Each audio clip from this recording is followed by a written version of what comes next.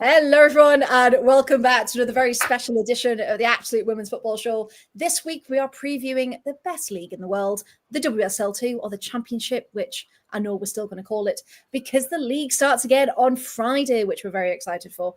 I just would like to apologise for being slightly late, later than normal. As people are probably aware by now, I live in quite a little village, and last week, there was an unplanned power cut, and tonight we've had an unplanned power cut. So really, Wednesdays, I think, are just cursed. So thank you to Emma for putting it in the chat.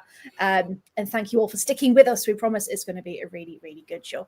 But I need to say hello to the lovely gentleman joining me this evening. And Paul, how are you doing? Not too bad. I can rant about London City, so any day's a good day. I'm really in the game. So, we're on the Championship now. We did that last week. Well, yeah, but I'm assuming we're going to do the news section at some point. So we are, because in fact, if you haven't picked up from our topical tags, we've got a couple of things to talk about. And Newcastle United. I can rant about Newcastle United as well. I'm sure that'll get a receptive audience. You can have a good rant about them tonight. Yeah. And don't worry, we will. But yes, and just in off air, it feels like forever since I've seen you, so it's lovely to have you back. It's been a while, hasn't it? It has been a while, sorry. It's been a busy summer. Hey, you're on about 10 shows now. I know. So just lucky to get you. It's been promoted from lower league to Premier League as well. It's promoted. Yeah, and I've been on the lower league more times than been on the Premier League. So yeah, it is what it is. Just yeah. But yeah, I haven't been getting any power cuts, so fingers crossed I'm all right.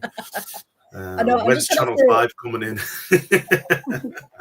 Well, the funny thing is, so about 10 minutes ago now, everything went as it did last week. For those who watched our WSL show, where poor Chloe had to take over the fort because it happened again. I've just got a text from Northern Power. So thank you very much. We know there's a power cut in your area. We're working to get the power back on by 10:15. Now, I think I'm all right. I think it came back on straight away. So if I do go again, I'll see you at some point. I'll see you. Luckily, you've got a couple of seasoned podcast hosts alongside it, and I'm sure Exactly. we'll take away fine. Exactly. Couldn't have left it in better hands, of course. So let's get going, shall we? So before we have a look at the upcoming Championship and look at what's happening in the transfer window for those clubs, we've had a couple of announcements this afternoon that have come out because, of course, the deadline is tomorrow. So yeah, me and Paul have got it in our tags and we will talk about it. But the first one is the swap deal between Manchester United and Manchester City, Grace Clinton for Jess Park. Now, and I don't know if you've got any opinions on this, but Paul as well. I didn't see that one coming, to be honest. That swap deal.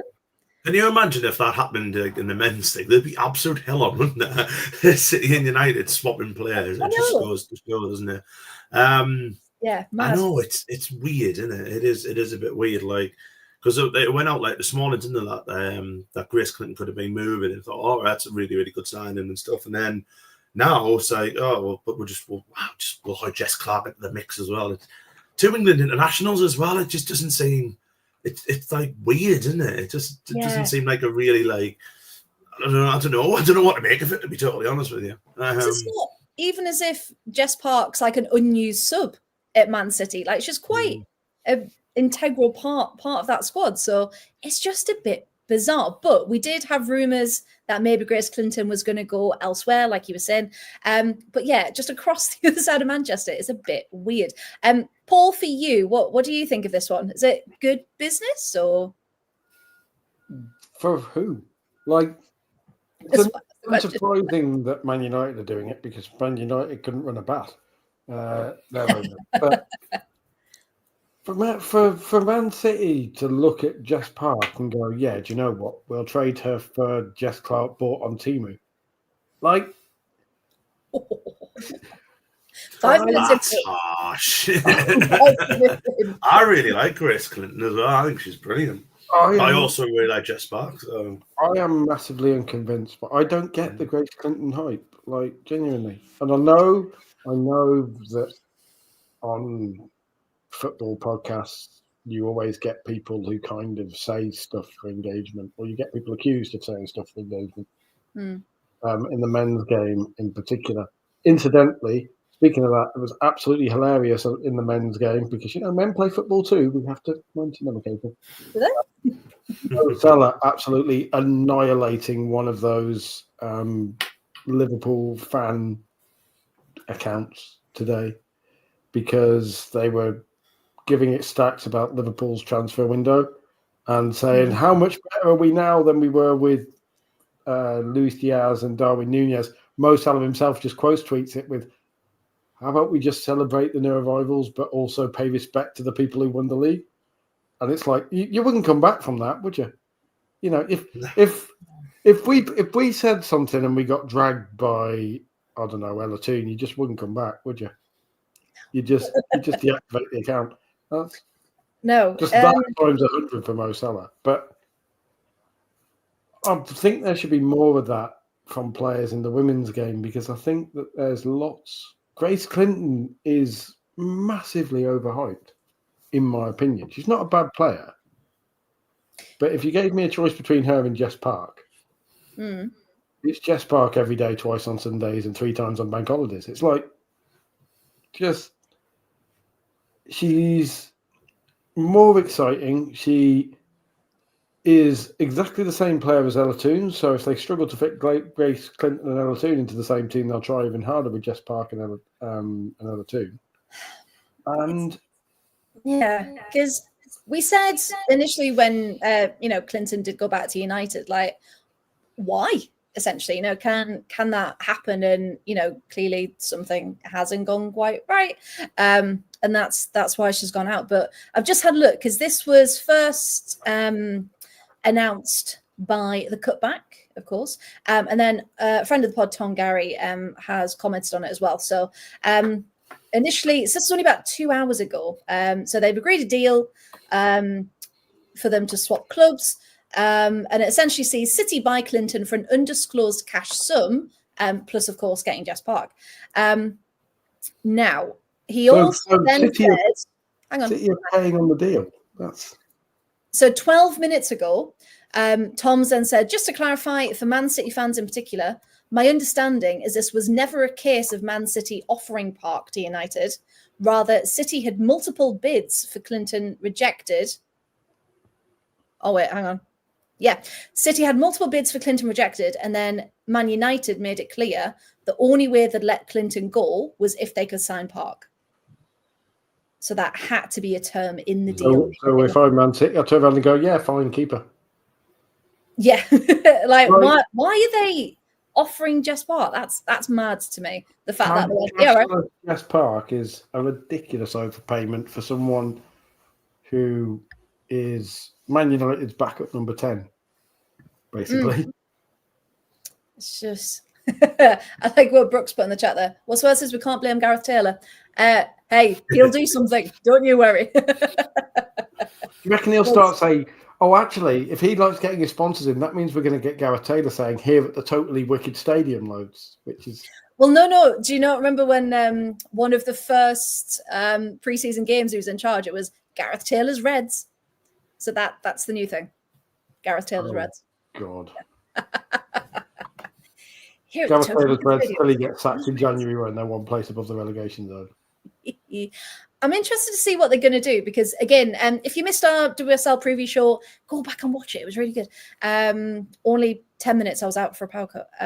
But yeah, we talked about Liverpool and the fact that actually their signings, could they be in a bit of trouble? What can they do with it? But yeah, it's going to be an interesting season, but we'll keep up to date. If anything happens during the show, I doubt it will now. But as soon as it does, remember, you can follow us all on social media. I mean, Matt makes the point. Jess Park is, elite, worldwide elite level. Grace Clinton isn't, and Grace Clinton won't be. Grace Clinton is a very, very good player, but no WSL team is looking at Grace Clinton and going, if we could only sign one player from another team in the WSL, it would be her. Would it be her? Yeah.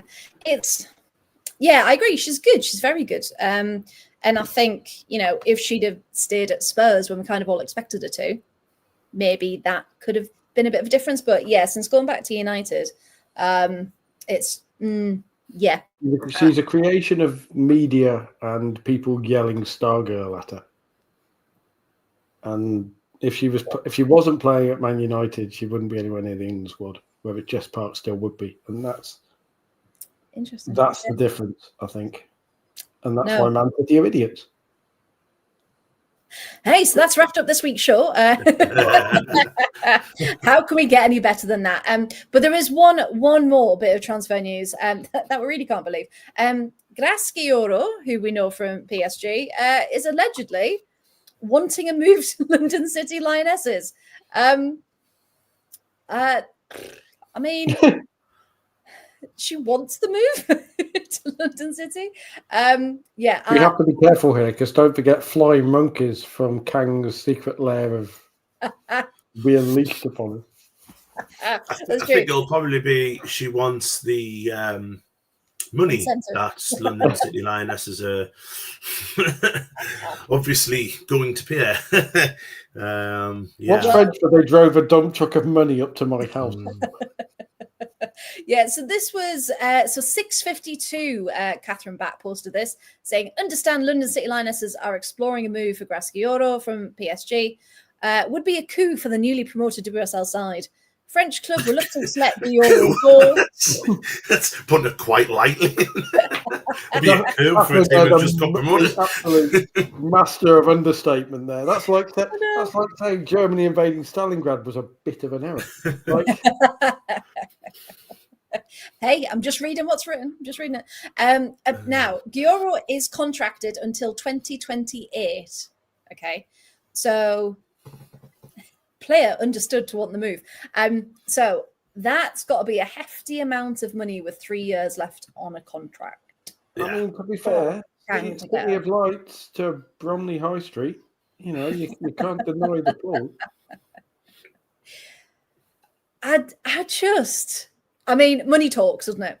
And that's exactly what we're seeing. But we talked about this in the chat, does this screw up the market a little bit? Because then some players are being overvalued more than you'd expect. And then other clubs are being priced out. And, you'll get people saying, well, the club should spend more. Some clubs genuinely don't have that money. So it's hard, isn't it, when you've got these 500,000. Because who did she pay the release clause for from Barcelona? Was it Lucia Corrales the other day? Lucia Corrales, yeah. And that was about 200,000, wasn't it? And you just think, wasn't that 500,000 euros? So that's still 400-ish thousand pounds. And then Katie Zalem, who they have brought back from Angel City. And then the other 18 players who they brought in from various... Elena Linari is not going to be cheap. No, not at all. So, yeah, throwing money around like no one's business, London City. But again, we did go into it last week. But yeah, we'll keep an eye on that one for you, and we'll bring you up to it. Clearly she's had enough of the Champs-Élysées and she wants to go to the Glade shopping centre. Yeah. Well, who wouldn't? Who wouldn't? Who needs Montparnasse when you've got, I don't know, Bromley High Street? I was going to say, how many more of these have you got, Paul? Part they prance to a field in Kent. I mean, that sounds idyllic. Yeah, why wouldn't you want to go? But like everyone's saying, and again, Emma kind of echoing what we said last week as well. You can't expect that many players to come in and be able to gel together right away and have that bond and that connection. And so it's going to be interesting because, of course, the media is going mad. They're going to be looking at each other's paychecks, aren't they? Yeah. How much you get? And annoyance. How much did you get? How much did you squeeze out of them? It was the same last year with them as well, wasn't it? When they brought in all these players quite you know, it was quite late as well, wasn't it? And they didn't start brilliantly. I know that obviously they ended up winning the league, but I think they drew the first game, didn't they, with Newcastle, and we beat them third game. Yeah. So it did take a little while for them to get going, and it can't really afford that in the WSL, can you? Or WSL 1, or whatever they call the damn thing now. But it is. It's mad. It's absolutely mad. And it does remind me, I know Matt's put there, it does remind us of when Mr. Burns bought all the baseball players, wasn't it, for the softball game. It's absolutely crazy. But just Grafter Euro walking into whoever, you know, some academy London City midfielder. You're Grafter Euro. Yeah, you play central midfield. I play central midfield. Are you better than me? I don't know you, but yes. I mean, you kind of can't, I suppose you can be, because it's just, you know, a crypto club throwing money around and all this and the other, but, you know, at least they're making a go of it. You know what I mean? They're like, well, you know, we're not here just to make up the numbers. We're here to potentially finish quite high in the table. So, yeah, and I suppose as well, it's going to stop all this, you know, teams going up, coming straight back down stuff. So it might, you know, your Everton, your West Hams might be a little bit worried. Dare I say Aston Villa, sorry, but apparently we're going to be in a relegation battle with Leicester. Soccer Donnies. So like it is going to worry sides, and then maybe that's what the WSL needs, because we've all said for God knows how many years now, it has got a little bit stagnant, hasn't it? You know, Chelsea winning everything, this, that, and the other, and maybe it just needs that, you know, that club just to come from nowhere. I'm not saying they're going to win the league, not for a million years, you know what I mean? But at least they're going to throw the cat amongst the pigeons a little bit. Oh, definitely, yeah. Well, I just thought the hypocrisy was quite funny. Kosovo Aslani with her, we're really ambitious. We want to finish top 4. And I was like, yeah, you were so ambitious last year that you moved from the San Siro to a field in Kent. Oh, no. And the parasocial stuff, people going, oh, if you're saying Kosovo isn't ambitious, you don't know her. I'm like, yeah, she was so ambitious that they were one Birmingham City goal for still being in the second tier this season. And you've still been there taking a paycheck. Well, they've come for the project, haven't they? That's all, on all the media that's come out. They're there for the project. It's an ambitious club, and they're here to cover it. You know what? If they do finish top 4, hats off to them. Oh yeah, 100%. Doing it like well, there'll be a problem because they can't play in the Champions League. Yeah. Well, under UEFA rules, they can't play in the Champions League, which will be really do a hybrid team between them and Lyon. Well, that was what Daniel van der Donk was. That was the first step. Well, yes, absolutely. Emma's saying West Ham, Leicester for the relegation battle. Yeah, Leicester aren't doing too great, are they? Because of course, has that been since we've been off air? I think we'd talked about Matt Beard going on gardening leave. Yes, we talked about that last week. But then it has been announced that Amadine Mikel and her assistant manager have both been let go as well. And they're talking about, his name escapes me, the West Ham assistant. Rick Passmore, who has previously managed Leeds United and Notts County, which shows how long since he's been in top level of. Yeah, so he's been brought in. Is it just for the interim, I think? Yes, for the definitely not filling the seat until Matt Beard finishes gardening. Definitely not at all. There is a manager search going on. Honest. We promise, guys. We promise. I am worried about Leicester. But shall we talk WSL2? Of course. Are we calling it WSL2? We stick with Championship. No. Wonderful. Just wanted to get the right answer. So there we go. So Championship, this is how it finished last season for those who may need a little reminder. London City, of course, on the final day, got that top spot, followed by Birmingham City, Charlton, Durham, Newcastle, Bristol City, Sunderland, Southampton, Portsmouth, Blackburn Rovers, and Sheffield United. And we thought Sheffield United were gone. However, they received a reprieve and they are back. And we are going to be talking about every single club. And last week we did it alphabetically from starting with Arsenal going forward. This week we're starting at the end and working backwards. So, Ant, first up. Start with the best. That'll be why. We got two Sunderland fans on. You know what I mean? You gotta. Yeah.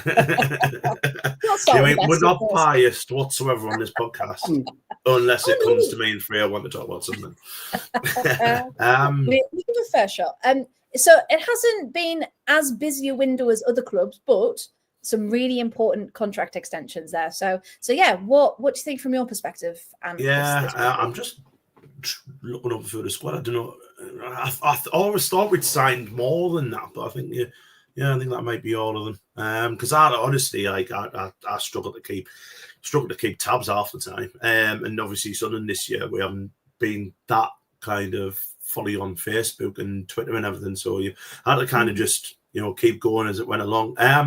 I'll start with the outgoings first. I think obviously the big one there, I would say, is probably Amy Goddard going to Southampton, because we were told that we knew quite early that she was leaving. Like, she announced it before the season had finished that she was going, but we were told like she's had an offer she couldn't refuse, this, that, and the other, and then she's got to Southampton. So no disrespect to Southampton, but I think I'd rather play for Sunderland, unless it's like for home reasons. This, I know she got engaged over the summer, so it's probably really go back home with her fiance and stuff. Same for Mary McAtee. I know that's definitely a geography kind of move to be close to home and stuff. Jenna Dia didn't quite have a season in the second season as what she did in the first, so it was no surprise at all to see her leave. Same with Megan Borthwick, kind of just to, we've obviously brought a goalkeeper in, so she was surplus and gone to Borough, and I wish her all the best. I really think Borough will have a good year this year down there. Megan Beard retired, obviously, and Gracie going to Durham. That was the one that surprised the most, I must admit, because Gracie's like Sunderland through and through. She's a Sunderland fan. She's been there since like, I say it's this high, but she's this high still. Bless her. But for Sunderland to let her go, I was a little bit. I was disappointed about that, because I've grown to. I've known Gracie for a few years. I've known her since she was playing the RTC when she was like 14, 15-year-old, and really good friends with her family and stuff. So that for me, that was the most disappointing one. With her going to Durham, I don't totally understand why she wanted to go, because she wanted to play first team football. And I was more upset that we just kind of dropped the ball, I think, with Gracie. There's a footballer in there, and I just don't think that we've kind of treated her brilliantly. But hey-ho. Out of the contract extensions, and I think this is massive, all 5 of them, I think, improved last year. Obviously, you look at Ellen Adele, bar that really bad knee injury she had, I think she would have been top scorer in the league. Katie Kitchen on a day is one of the best players in the league. Peggy Libby McGuinness, she had a breakout year last year. She's injured at the minute, like as is on the deal, so they might miss Friday. And then obviously Ellen Jones was in and out for a lot of her first year and a half here, but since the turn of the year, I think she's probably been our most improved player. And I'm really, really happy that she stayed. Really got to really like her as a footballer. And Katie Watson, we all know what she can do. And I think this year could be her year for something, I must admit. And then going on to the signings, I think Rhiannon Roberts, she's been made captain. That's been announced today. Yes, that came out today, wasn't it? Yeah. Wise move, yeah. I mean, for anyone who follows football, that lass is, she's obviously, Welsh through and through. She was at the Euros. She's a phenomenal defender. I think that's a really, really good signing. Rihanna Blades, I watched for Lewis against us a couple of years ago. I thought she was outstanding, so I'm really, really excited to see her play. Grace Maloney always kept clean sheets against us for London, so I can't wait to see what she can do here. And really good competition now for Demi Lambourne, which I think Demi needed, to be honest. Yes. Demi really struggled at the start of her Sunderland career, but late on into the season she really developed, and apparently she's had an excellent pre-season, so I'm really looking forward to seeing that battle for number one. That'd be great. That Hannah Greenwood from Newcastle, we're signed to play from Newcastle, but and we will get on to Newcastle soon, because I have got a slight rant about them. Surprise, but for us getting her, I think I actually think Newcastle have really dropped the ball with that. I think Hannah Greenwood's probably their best defender. And I was very surprised that she got released, to be honest. So for her to come here again, it makes sense. It was either us or Durham. And it's good to see that she's chose us. Jamie Finn from Birmingham, cracking play until she got a really bad knee injury, and this is a chance for her to rebuild her career. And there's a lot of Birmingham fans online and stuff who were very disappointed to see her go. So I'm looking for. I don't think she'll start. I think she'll probably be one of the ones who maybe comes off the bench first few games, but then it kind of breaks into the side. And Izzy Atkinson from Palace, I mean, she can be anything, can't she? She's either absolutely brilliant or not. But apparently in pre-season she's been scoring the majority of the goals. So again, such an exciting signing. And then today, obviously, we announced the loan of Kira Barry until the end of December, which I think that bit there is quite important because, as mentioned before, Eleanor Dale picked up a hamstring injury against Rangers. So unless she's been ruled out for a little bit longer than what we think, so it's obviously a tear or something, is Kira coming in to be our number 9? I mean, they've obviously signed her for a reason. I don't know much about her, I've got to be honest. So just it's literally going to be learn on the job thing, I think, with her when we watch her. But yeah, really exciting. I think a lot of Man United fans I've spoken to today said she's got a lot of potential. So really looking forward to seeing that from her. And if she's anywhere near as good as the last Kira we had, then she's going to be outstanding, isn't she?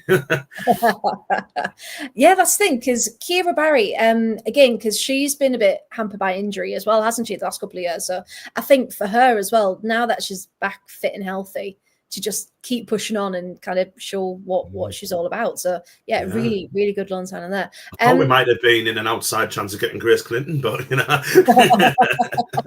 Hey, never say never in this league. Never say never at all.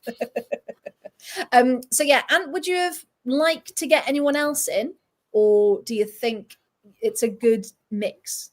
Like I say, out of all the outs, I would have kept Grace Eade. I think that's pretty good. We said last year we obviously needed a defender. With Amy going, we need definitely a defender. We've got 2, and we've kind of got a young up and comer in Hannah and Rihanna Roberts, who's been there, done that, wore the t-shirt. So with her leading the side from the back, I think that's really good. I honestly think we're well stocked now. We've kept a hold of our best players from last year. Katie Kitchen on the Dale and stuff like that. I can't complain for it, to be honest. And I think when you look at that squad now on paper, you've got to be looking at like it. We obviously need to improve on last year, because last year was a bit of a stop-starty season. But when you look at that squad now, you're thinking they're obviously going for it. With 2 going up, we've definitely got a chance. Got to start well. Obviously, we can't afford to start as bad as we did last year.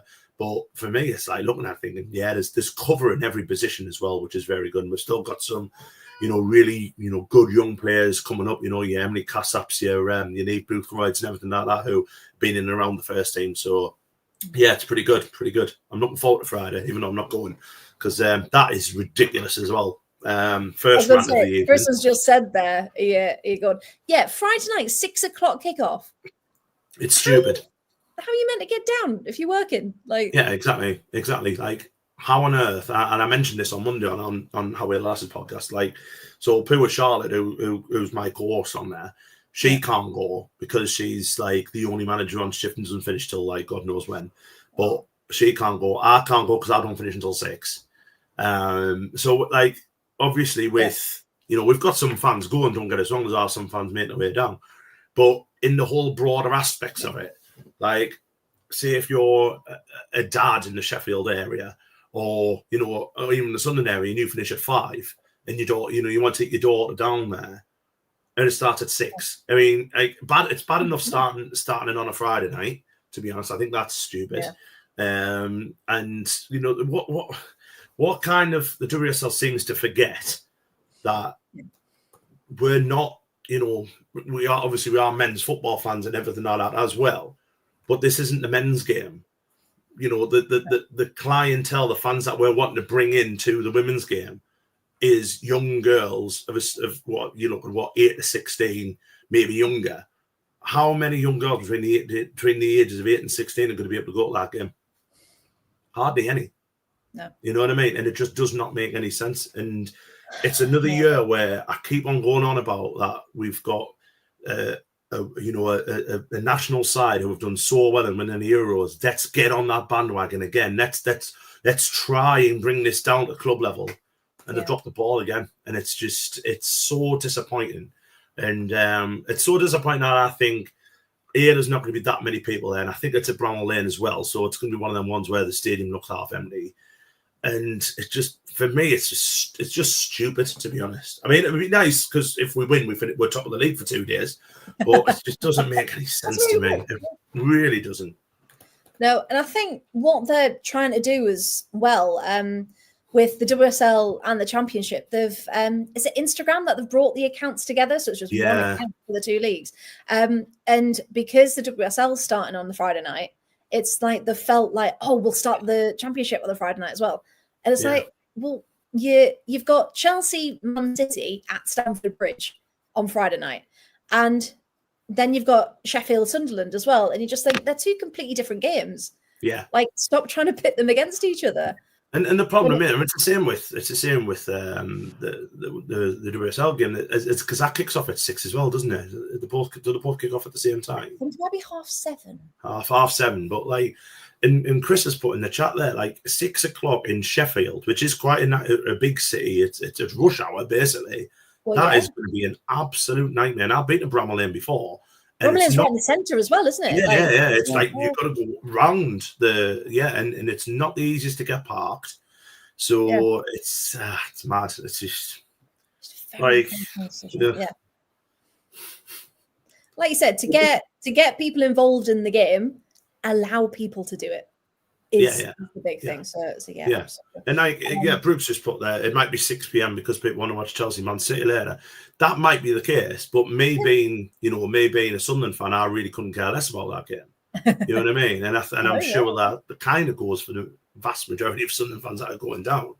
I really couldn't give a toss who wins out of Chelsea Man City. You know what I mean? I'd rather be in a position where I can go watch my game, and I'm not.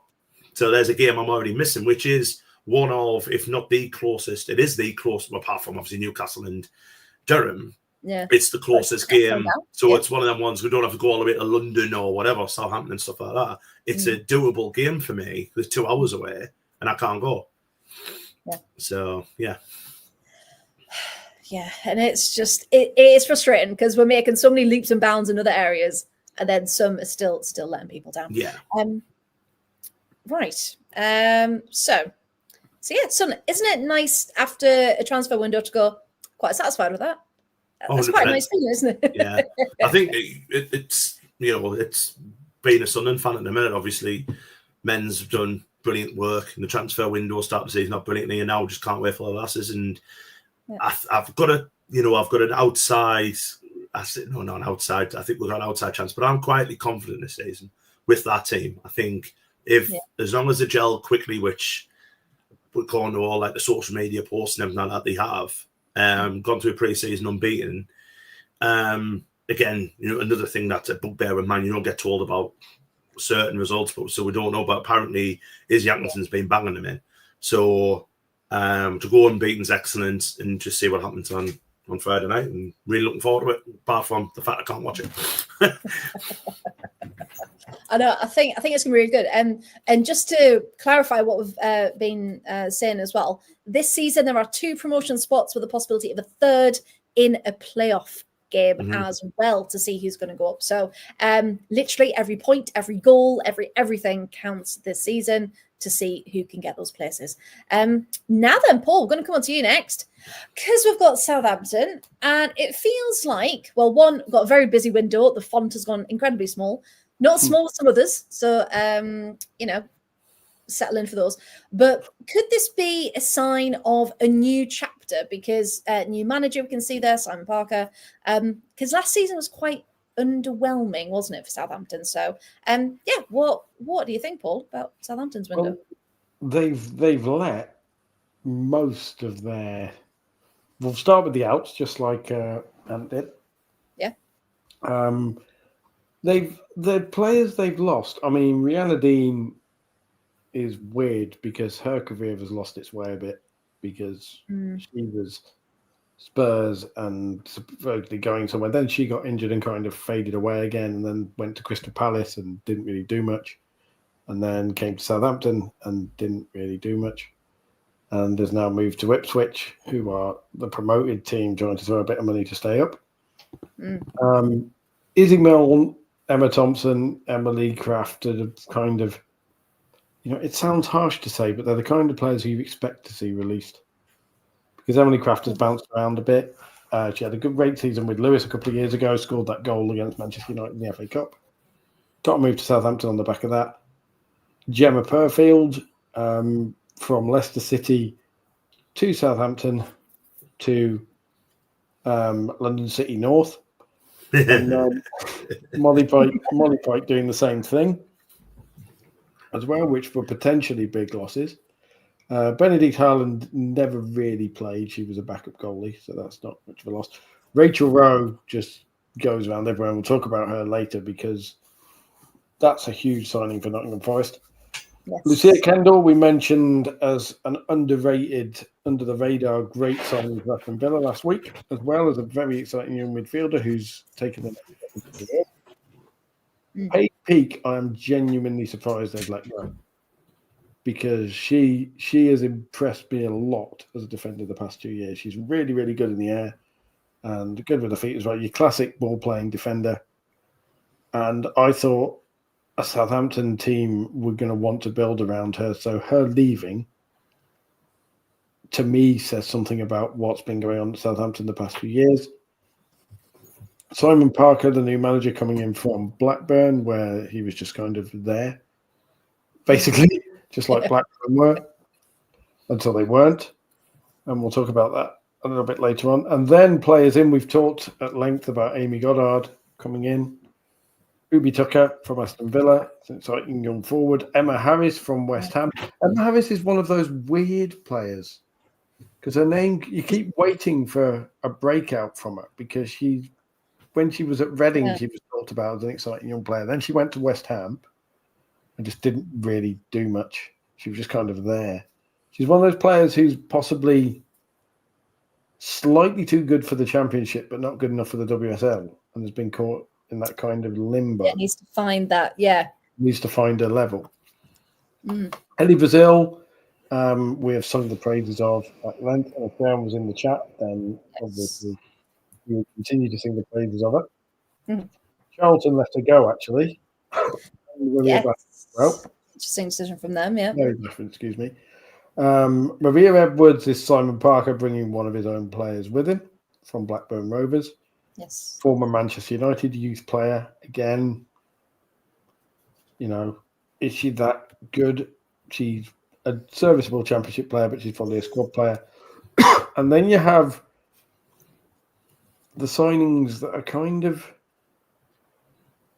If Southampton was throwing as much money as they were supposedly doing so a few years ago, and they were ambitious as they were when they first came up, or when they were told to be first coming up, with all due respect to those players, signing a player from two players from Hibs is not, the level that you'd expect of a club looking to go up. But they're not. Then and Ellie Hack as well, who again has followed Simon Parker from Blackburn. They are a weird club because they're a serviceable club, but there's almost not quite the ambition to really make big signings. Like you look at all those signings and go, "Oh, they're good," but then you look, they let go Lucia Kendall, who's a fantastic player. They've let Rachel Rowe go, who is still quality. Obviously, she played for Wales. She's one of those players who could really push. Molly Pike was important from them in a disappointing season last year. Gemma Purfield has been a WSL quality defender, whether Newcastle just said, here you go, here's a load more money than the club down south putting for you. Yeah. And it was the best offer, and she went, right, I'll take a few quid. And fair enough. Paige Peak leaving after being a player who came up. I don't know. I just think Simon Parker doesn't play interesting football. He's the Toby Pulis of women's football. He's just kind of So they've. Sorry, Ant, you're okay there. I thought I was. Yeah, I like that. He's a nice looking bloke, though. I'll give him that. Easy on the eye. He does Well, look that's what we go for in football managers, you know. Yeah. He looks like he could be presenting the One Show, doesn't he? Or like one of the. Or he looks like he could be a minor character in Corrie. In the garage. Working in the garage or something, Yeah. and working his way through affairs with all the female characters of certain age in their 20s and 30s or whatever. Bit of a Jack the Lad type. But see, as well, Chloe Peplow is another player whose career has stagnated because she went from Spurs to Crystal Palace and kind of sat there for a bit, and then to Southampton. Atlanta Primus, again, useful, but Has been made captain as well. That was announced recently. you know, and she has football in her blood because for those of you who like men's football deep cut, she is the daughter of Linvoy Primus, former QPR player, amongst many others. What a name. Amazing name. Wasn't he Southampton as well, Linvoy Primus? I want to see him. He may well have been.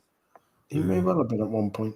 Yeah. But I'm surprised actually he's been made captain, to be honest, because I don't think she was playing week in, week out for them last year.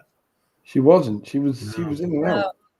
But they've lost a bunch of players who they prided themselves That you on would having. expect to take it, yeah.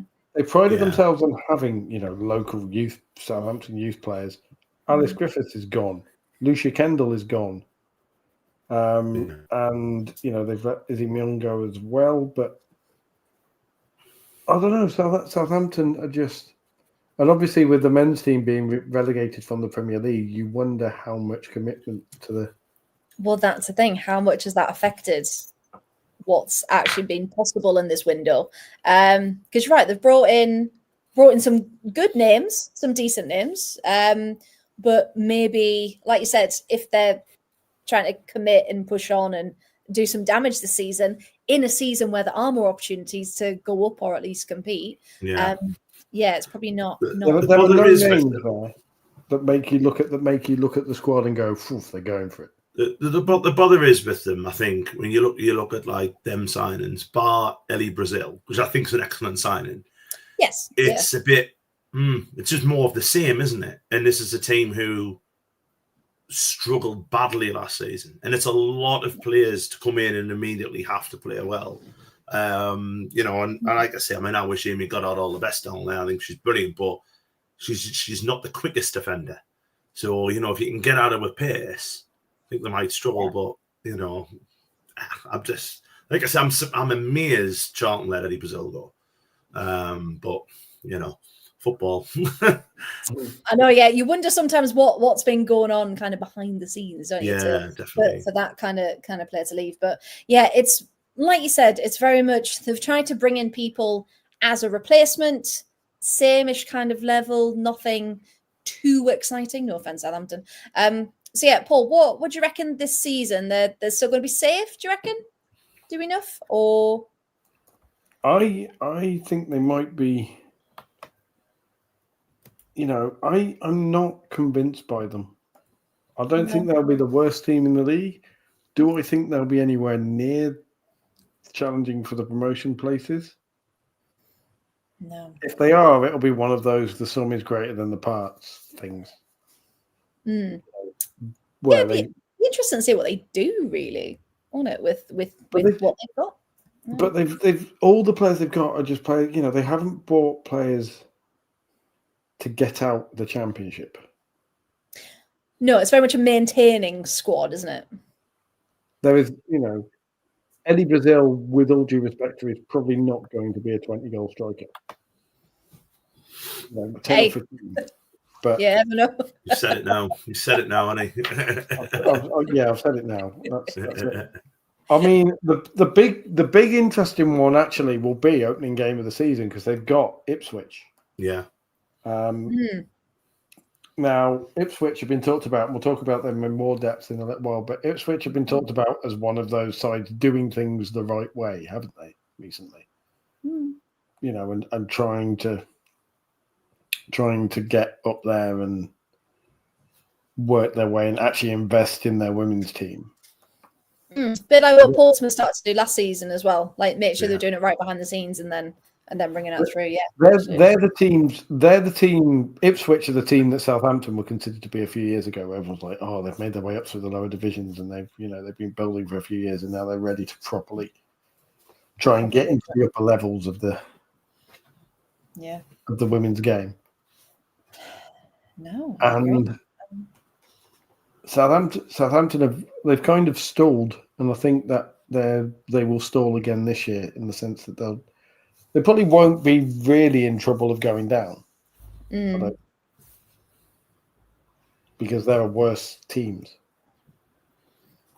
But and that's the thing. Will they be relying on it? But so yeah, well, interesting to see again. Like we said, how they do against Ipswich. We've got all the opening weekend fixtures. Don't worry, everyone will be having a look to see what's going to happen. But yeah, nothing too exciting, unfortunately, with Southampton. Because we're sticking with the S's, Paul, we're staying on you. For Sheffield United, a team that we mentioned earlier, we thought we'd said goodbye to, but because of Blackburn Rovers, of course, going down into Tier 4, they were given a reprieve. Now, they've done a lot of business. They've also lost quite a few players as well, as you'd imagine, as you'd expect. So yeah, Paul, talk us through this one. Do you think they're a new Sheffield side, or do you think I don't know. I don't know what to make of this one. What do you think? They're a team. These are my favourites for relegation again, because the players they've lost, most of them were probably going to go anyway. I mean, it's interesting that a few of them have gone to Bristol City, like Esther Morgan and Maria Farrugia both going to Bristol City. That's two players who are very, very good Championship players. And if you're Sheffield United trying to stay in the league, those are the types of players you want to keep. Jackie Hand, I can't blame for leaving because she's a New Zealand international. She's played at a World Cup and probably came over to Bramall Lane and played for Sheffield United for a little while. And do you know what? Don't fancy this.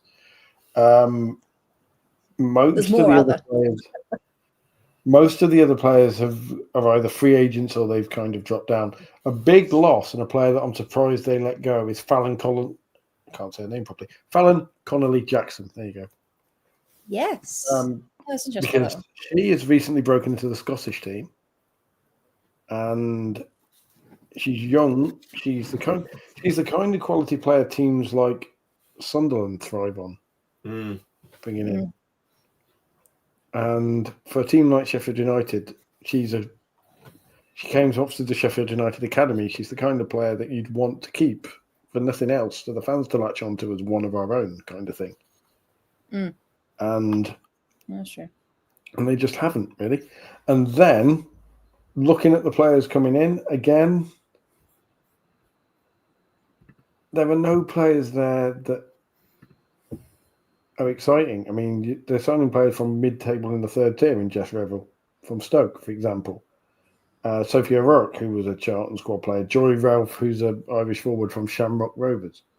Amy Andrews from Newcastle, who is a good striker.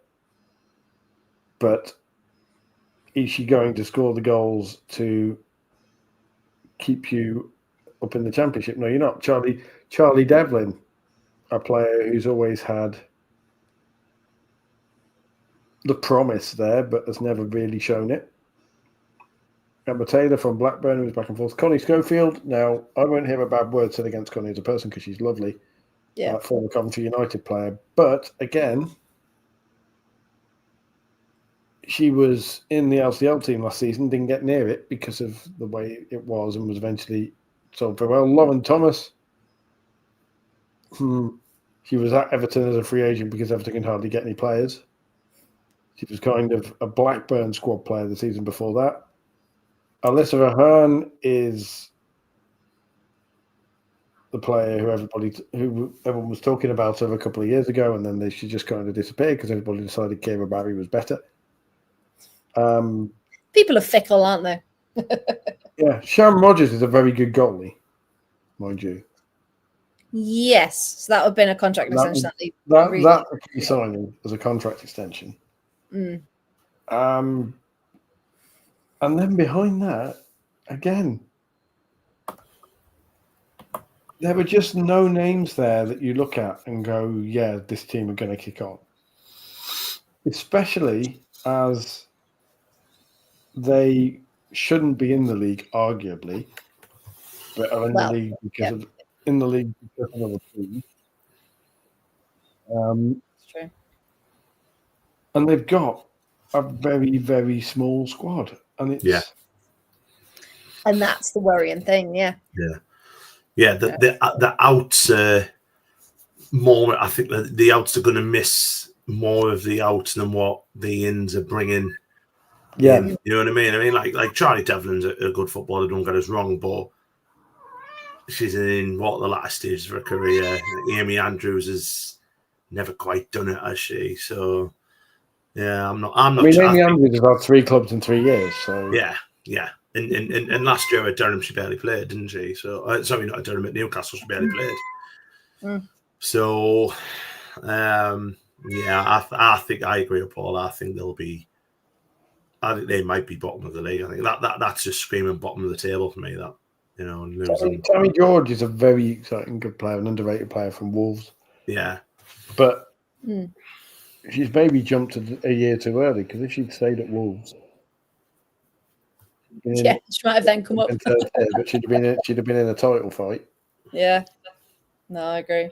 She's clearly tried to advance her career, and unfortunately, she's chosen Sheffield United. Yes, a very, very strange one. I think there's a lot in the hands and on the back of Sian Rogers there. Yeah, as goalie. Yeah, to steal them games. Sorry, we have a dog joining us because some idiot's setting fireworks off outside and she's got spooked. Oh. Who do you want to win the league? You want something to win? Honestly, people setting fireworks off on a random Wednesday in September. It's the 3rd of September. What's going on? I mean, yesterday they were setting them off. And it wasn't even dark. It's like you can't even see them. What's the point of that? You're the Mark Skinner of firework displays. Like, what are you doing? Well, we had to get a mention. 52 minutes and first mention. Yeah, I think we're looking at the side bottom of the league. Yeah, they're going to go for good this time. Yeah. Well, you never know. We tried to get rid of them last time. Emma's saying they're celebrating back to school. No, why would we celebrate that? As would say in the Northeast, neither now nor something. Those transfers, just a bit of a nothingness, really. And just to confirm, Chris, yes, the season started about 3 weeks ago, I want to say. I think we're match day 3, maybe match day 4. But yes, SWPL and the SWPL2 came back same weekend as the Women's National League as well. I always want to say Nations League instead of National League. Very different competition. Yes, tiers 3 and 4. Right then, my first of the evening, good old Pompey coming through again. Snatched victory and survival from the jaws of defeat last season. We were all saying it about Christmas. Oh, it's not looking good. They had a minus 40 something goal difference. And then they managed to turn it around, and out of those bottom couple, I think we were all quite happy that it was Portsmouth who did get saved. It's going to be an interesting one. They've lost a lot of key figures in their kind of leader role. So if we look at the outs first, you've got Captain Hannah Horton. She's gone to Moneyfields, local rivals there. Reva Castley's gone, key in that defence last season. Sophie Quirk as well. We talked about how crucial she was up front and scoring. So it's a massive loss. It's a massive loss. Huge, yeah. I mean, she's already hit the ground running with Bournemouth. I mean, she's doing incredible things, but yeah, a massive, massive loss for them. Because again, we saw how much they were struggling. 4 goals, and just looking at who they've brought in, there's one forward, out forward there.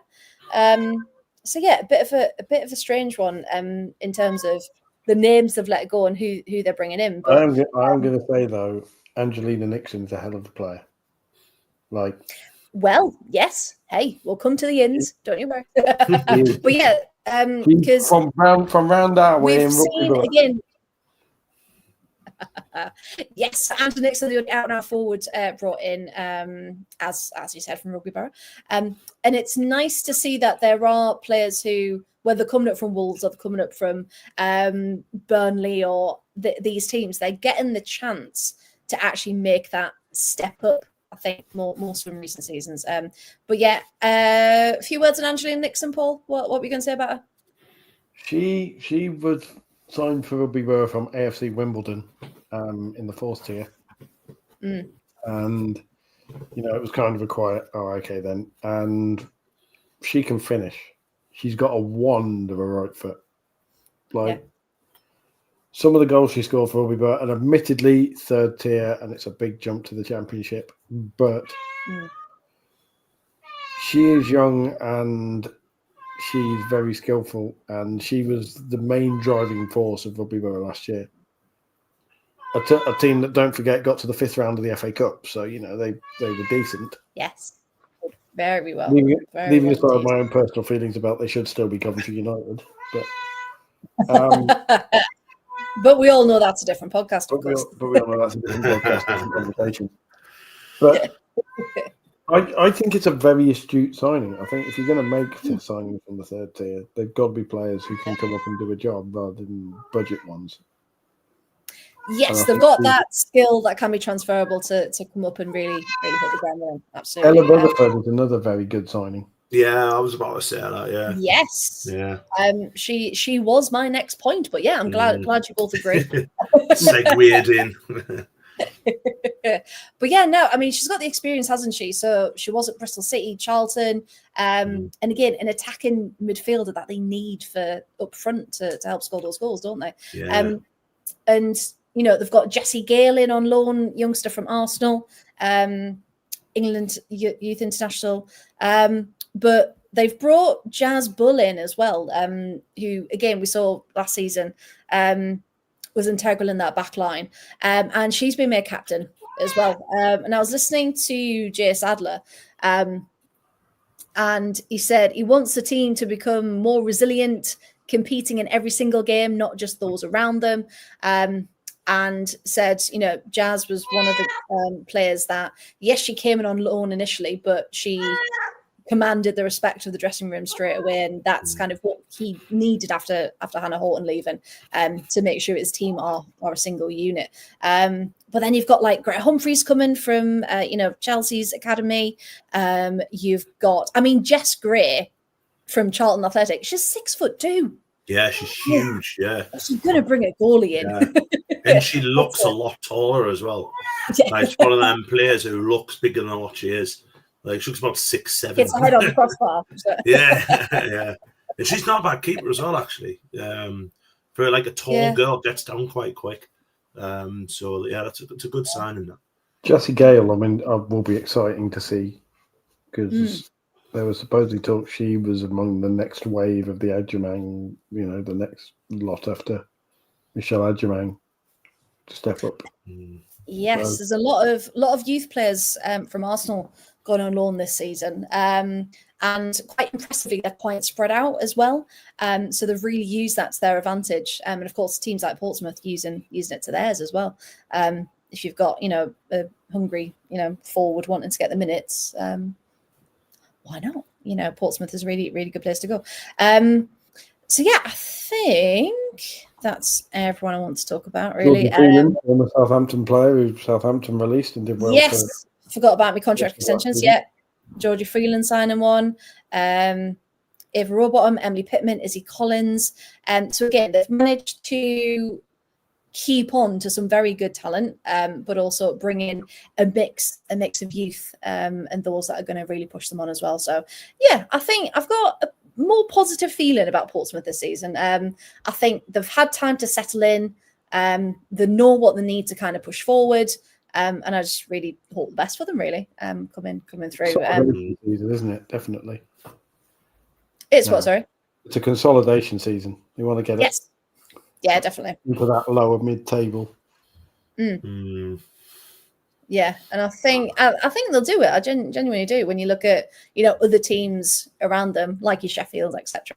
I think Portsmouth can, not to get too lax, of course, but I think they're going to be okay this season. I really, really do. Now the next club is one we all want to talk about: Nottingham Forest. Look at this. So when they won, you kind of thought last season, right? They're going to really go for it, no messing about. Release 13 players, as we can see there.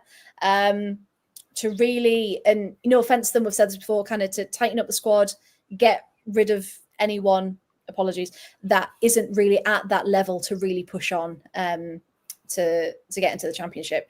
But if you look at some of those signings, though, you've got your Rachel Rose, you've got your Deanne Rose. I clearly can't speak tonight, but the one that really stood out for me was Shani Boy-Haloka is getting another chance to really top the tables, go for it, and hopefully they seem like a club that will actually keep her after winning and not just chuck her out with the bathwater. So yeah, I mean, getting let go from London City after helping them win was such a kick in the teeth. Like, wouldn't it be fantastic if she got to do it again with Forest on their first try? Definitely. I mean, that would be incredible. Definitely. But yeah, how do you both feel about Forest this season? Feeling good about it? I think it might be a bit too early to put them in as title contest. I think they've had a very, very good window. Don't get us wrong. I mean, looking at all the players that have gone out, obviously I've got there's a couple of them who are excellent, your Holly Manders and your Bridget Galloways of this world who are good, for in that level. They're good for that level to bring them up. And, Bridget struggled at Durham when she went to Durham in the championship, and Holly at Sunderland, wasn't, an out-and-out starter. And it just goes to show there's no room for, there's no room for sentiment, is there, in football? They've got up, they've done really, really well. But they've got to improve to stay up, because this gap, the change is just so, the difference in quality is amazing. And for them to bring in, they brought in 3 from London, which that's fair enough. Obviously getting Sophia Poor. Hopefully she's not poor by name, poor by nature for them. But she's a lot better than the name suggests. But obviously Jessie Stapleton was on loan at Sunderland last year from West Ham. She signed a new contract, went out on loan. Jessie Stapleton's a fantastic player, but apparently they're not signing her to play defence. They're signing her to play midfield, because she plays in midfield for Ireland, and apparently she's going to be doing the sitting and everything like that. That's a good sign. And Amy Claypole from Chelsea, to get her permanently is a tremendous signing, I think. I think that could be the sign of the summer. I think that could easily be the sign of the summer. She went to Durham last year, scored goals for fun for Durham when she signed from in January on loan. Really, really good player. Someone who I think just needs a loving hand around her, you know what I mean? And I think she'll end up being a really, really good striker. So yeah, they've done class, to be fair. That's a window where it's like, we're up to stay up, isn't it? It's not, we'll see what happens. That's we're up to stay up. We might have I think they'll be one of the spoilers of, this league, where your teams who will go for promotion will have to go to Forest, and Forest will cause a shock or two, I think, this year. Yeah, that'll be the test, won't it? Right? Can we get points off Forest, or can they block it? Can they take points off? Yeah, I agree. But yeah, it's very much we're here to stay. We're not going back down. Absolutely. I don't think it's just we're here to stay. I think it's we are going for it. We maybe not 2 promotions in 2 years, but we're going to turn up and we are going to disrupt, and we are going to go for the top, because as far as we can. I mean, the potentially, depending on what formation they play, their front 3 could be 3 from 4 of Amy Claypole, Chantal Boy-Hawker, Charlie Wellings, and Deanne Rose, or Rachel Rose. That is not a championship strike force. That's a WSL strike force. I was going to say, that's not a bad front line, is it? That's quite nice. that is a WSL front line. That is very good.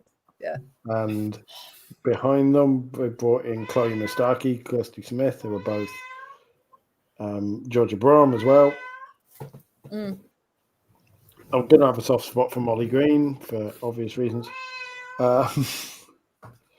Still only person to make me cry publicly over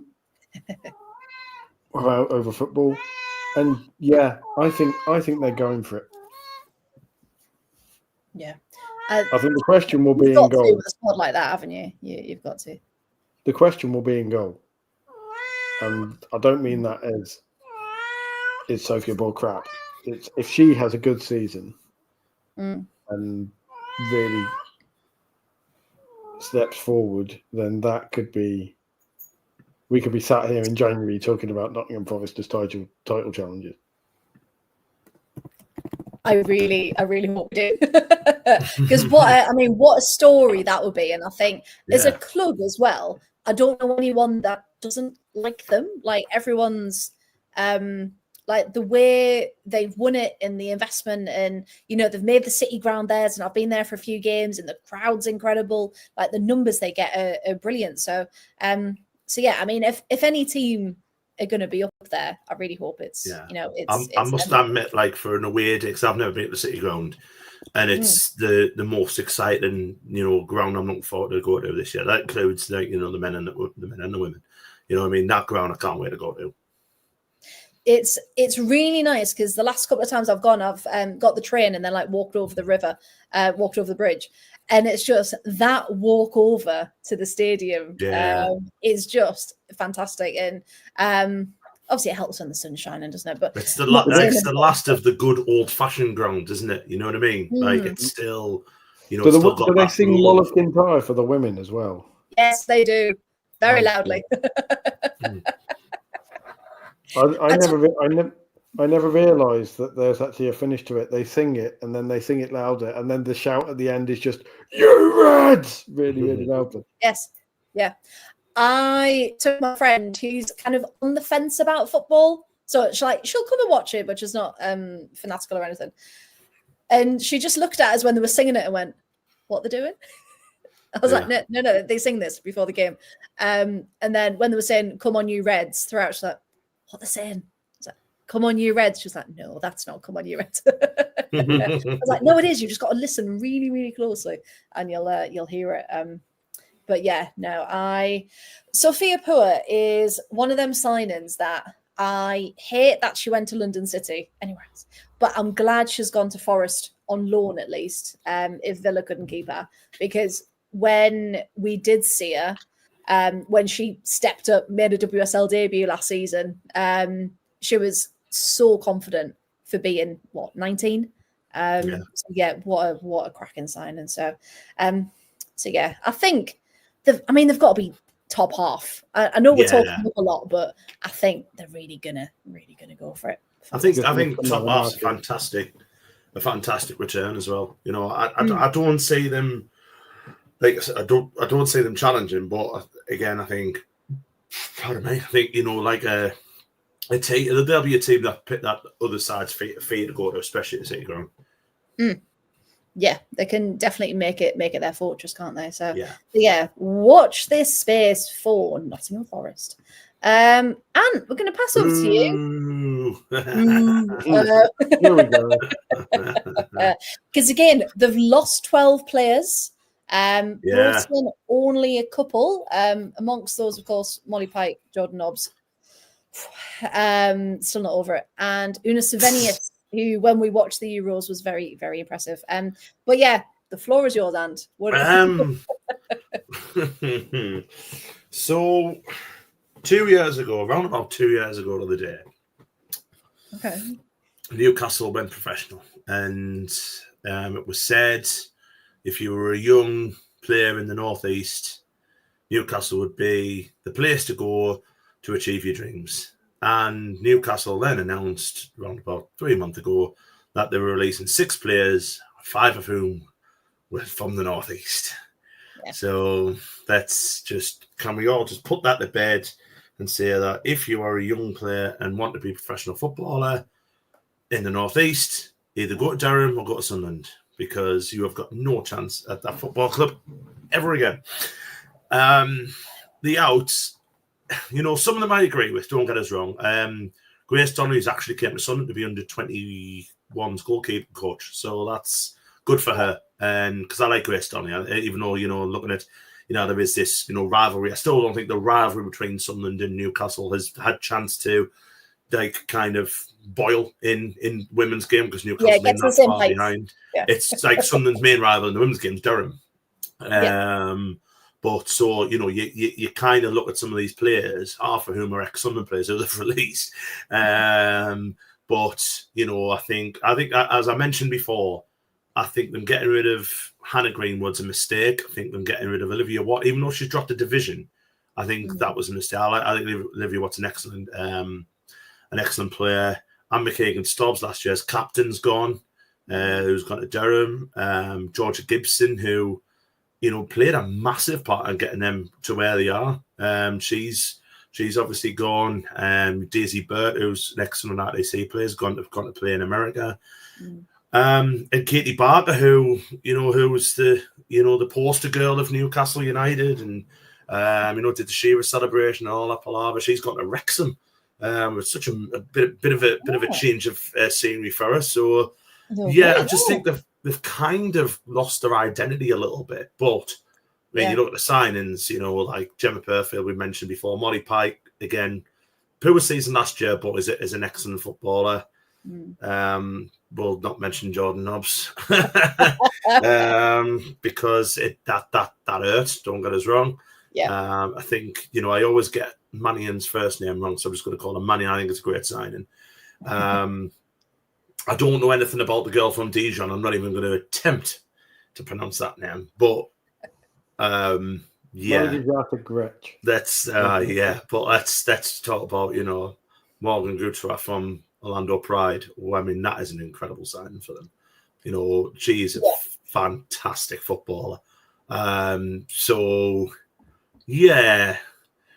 I don't know. The problem is with Newcastle, I don't know, because they've just, they've got rid of, that's a lot of players to lose, and they haven't really signed as many as what I thought they would. I thought it would be when I knew all them were going, I thought, oh, well, it's a complete overhaul like what they did in the first year, where they had to, to survive. But I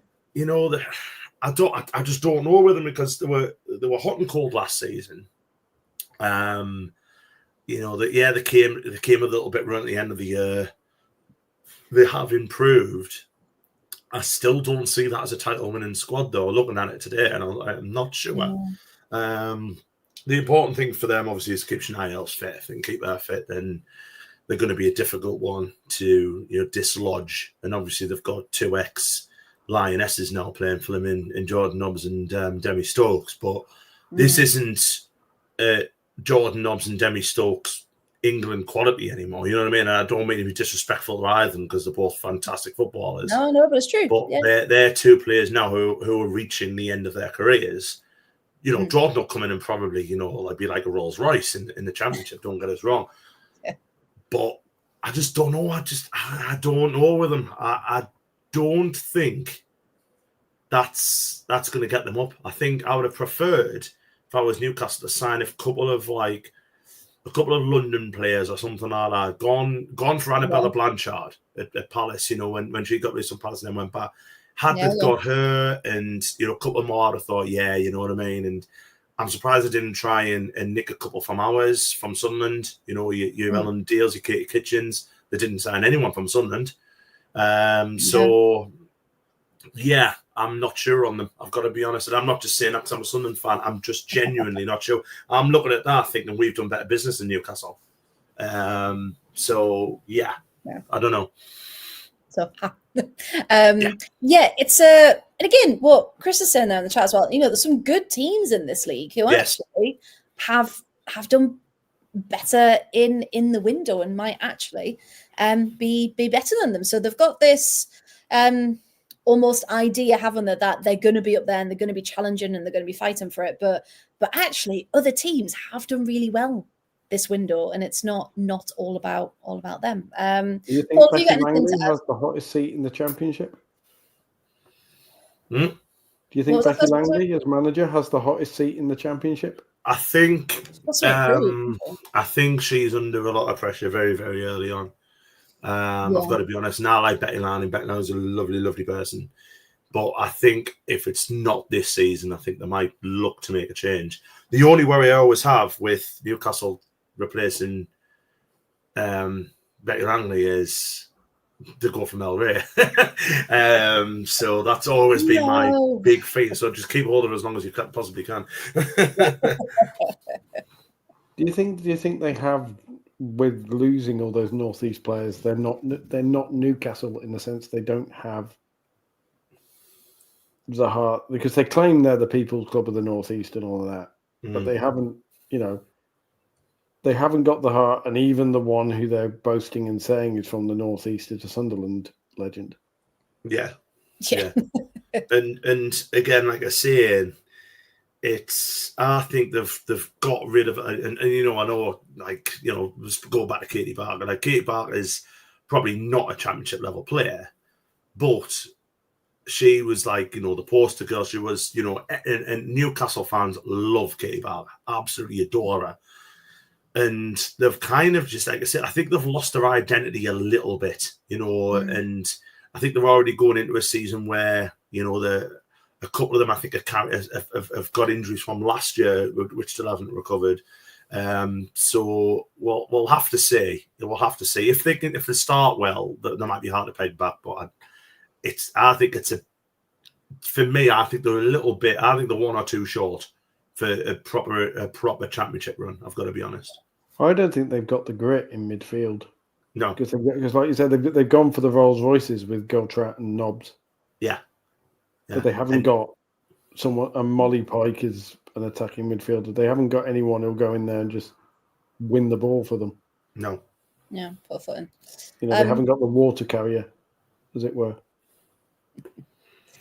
Yeah, I genuinely thought they would have done more this window. I agree. Really did. Yeah. So we shall see who comes out on top, or where Newcastle indeed come out. I have just had a look again for any news.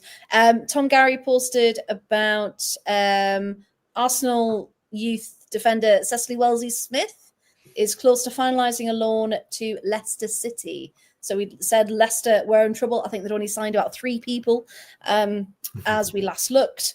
So the 18-year-old has completed her medical, and there's a good chance that's going to be developing. And we've got Jess Park has now completed her medical at Manchester United, so that does look set to go through as well. Don't you love the end of a transfer? If Grace Clinton goes the other way.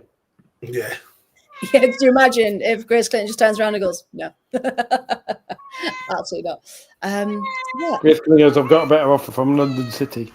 Yeah. And is the 22nd signing of the window. Right then, up next, Ipswich Town. Paul, we'll come back to you for this one. Now, I don't know if it's me, but I don't think people have taken any notice of Ipswich. There doesn't seem to be as much surrounding them as there is about Forest and any of the other sides. I haven't heard as much, but that might just be me. So I had to do a lot of digging. They've lost a couple of decent names there, but they've also brought in quite a few good names too. So, and again, if you look at new contract sign, I mean, that's pretty much the whole squad for something. So, Paul, what do you think about Ipswich? Have they done enough to compete, do you think? I mean, a lot of the names that they're losing, thanks, Nancy, aren't championship level players. Probably. The only 2 names who you might consider who are championship level players are Ella Rutherford, who we've spoken about, and Angela Addison going to Durham. But again, Angela Addison is one of those players who had a promising start to her career and then just kind of faded a bit.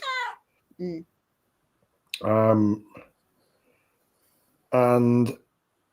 they brought in Jenna Deere, who you guys will both be able to testify is a very useful championship player. Grace Neville from London City. Beth Rowe from Charlton Athletic. We know how much I'm a fan of Beth Rowe. Yeah. And those two Southampton players, Rihanna Dean, I'm still not hugely convinced by, but Paige Peake is a big signing for them, returning to Ipswich. From Ipswich to Southampton, so she's returning now.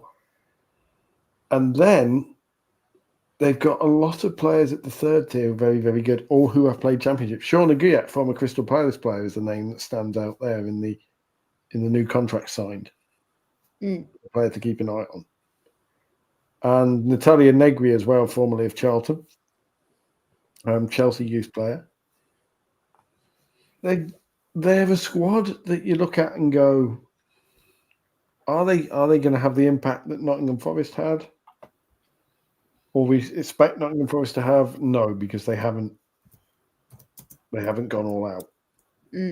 They are trying to consolidate. They are looking and going, right, let's finish. Let's be better than at least one of the team. Yes. And try and stay, essentially. Let's get there. Let's rely on the players that got us here to step up a level because we think they can. And then kind of go from there and consolidate and see what happens. I mean, there's some good third tier names there. Tash Thomas is useful. Charlotte Fleming is useful. But they are very much let's get in there and let's be better than one of the team rather than let's go in there and try and set the world alight. You know, steady consolidation. But there is though, Paul. They've got to be better than two other teams, haven't they? Because there's two going down this year. They have. So and I don't see that. I've got to be honest with Ipswich. I don't see that at all. I can't see names there that you look at and go, yeah, they're going to fire them to mid-table. I mean, if their starting goalie is Natalia Negri, with all due respect to Natalia Negri, there are better goalies in WSL2. And I remember, I'm quite surprised Ipswich didn't sign Alex Brooks from Blackburn because that's the kind of player I'd have been looking at for Ipswich, a player who's experienced at championship level and who is good enough to do the job. Not necessarily flashy, but is good enough to do the job. I mean, Tash Thomas is their record goal scorer. She scored 171 goals for them. So she is more than useful. She's in the prime of her career at 29. And she is a Jamaican international as well. So she's there. She's very much a player who can get involved. But just Charlotte Fleming is a very useful midfielder. Rihanna Dean could be very useful scoring goals, but she's something of a redemption project. Laura Hartley as well as a goalie. Previously Brighton and Hove Albion and Lewis.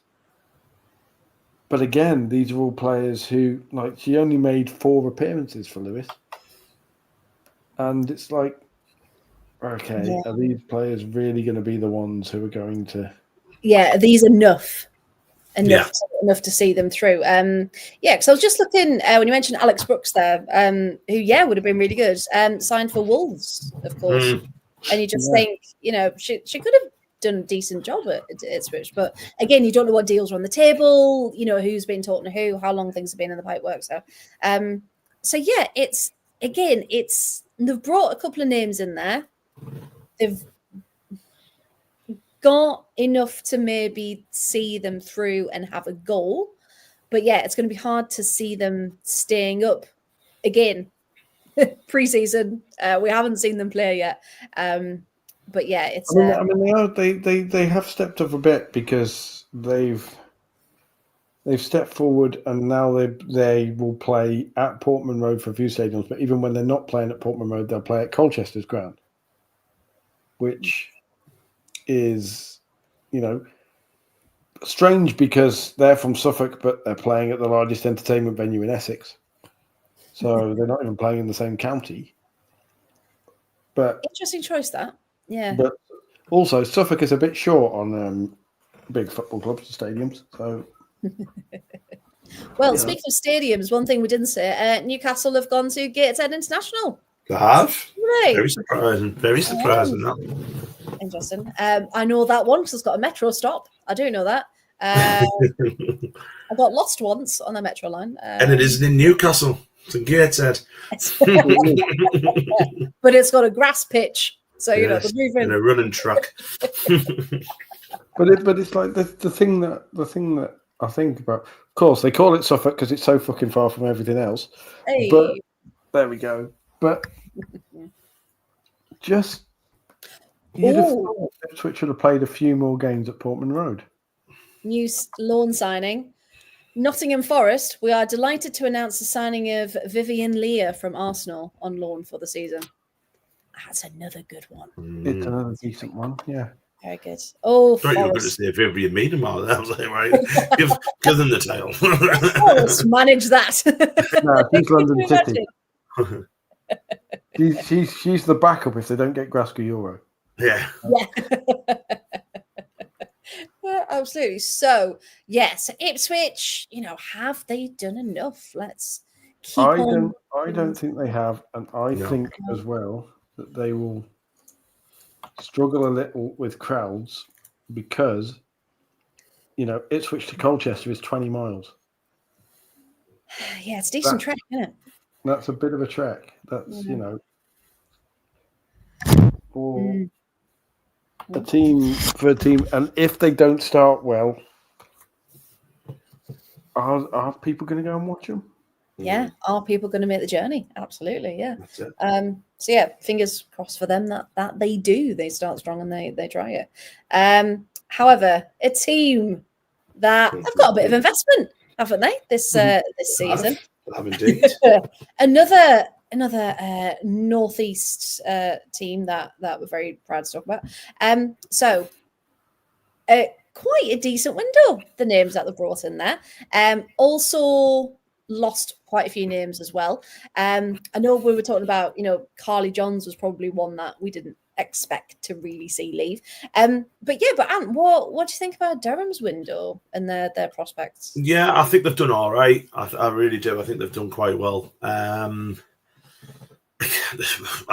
not making a prediction with Durham because it went badly wrong last year, so I thought they were prime candidates to go down. So if I say now they win the league, they might go down. But no, again, starting with the odds, I think a few of them are pretty self-explanatory. You know, your Ellen Ryan Doyles, your Dee Bradleys, and you know, I'm surprised Riley Foster left because you know, she only came in January. And obviously they lost their goalkeeper last year as well, who retired quite early on, didn't she? It was like she retired during the season. His last game was at Chelsea, wasn't it, in the County Cup? And I think she got like a really good job, didn't she? So she left. So they had to obviously, they had to bring a goalkeeper in. Obviously they've got Kat Shepherd in. I think it's a good sign, and they've got young Anna King, who is apparently meant to be a really good goalkeeper. I've only seen play against us once, so you know that's the proof's still out there. But losing Lily Crossthwaite to Birmingham, I know we're going to go into Birmingham soon, but I think it's massive for Durham. I really do. She's a phenomenal footballer. So quick, so direct, gets them to those places, you know, from one end of the pitch to the other very, very quickly. And I don't think they've signed anyone to replace her that much. We mentioned Gracie before, so I'll not really go on too much about that. Just wish her all the best down there. Really do. Sit down there, I'm freaking living Durham. You know, yeah, I think Tyler Tolan's a good signing. Mariana Speckmeyer, I think she's like a Venezuelan player, isn't she? So I think that's probably the first Venezuelan ever to play in the women's football. So yeah, good luck to her. And I think they've done well with the contract. You know, getting another year out of Beth Heppel's always good. Beth Heppel on a day is still a fantastic footballer. Becky Saliki, evergreen. Becky Saliki still going strong. Lauren Briggs, you know, picks up a lot of injuries, but she's still a great player. And Grace Ayer, I think, is the best right back in the division.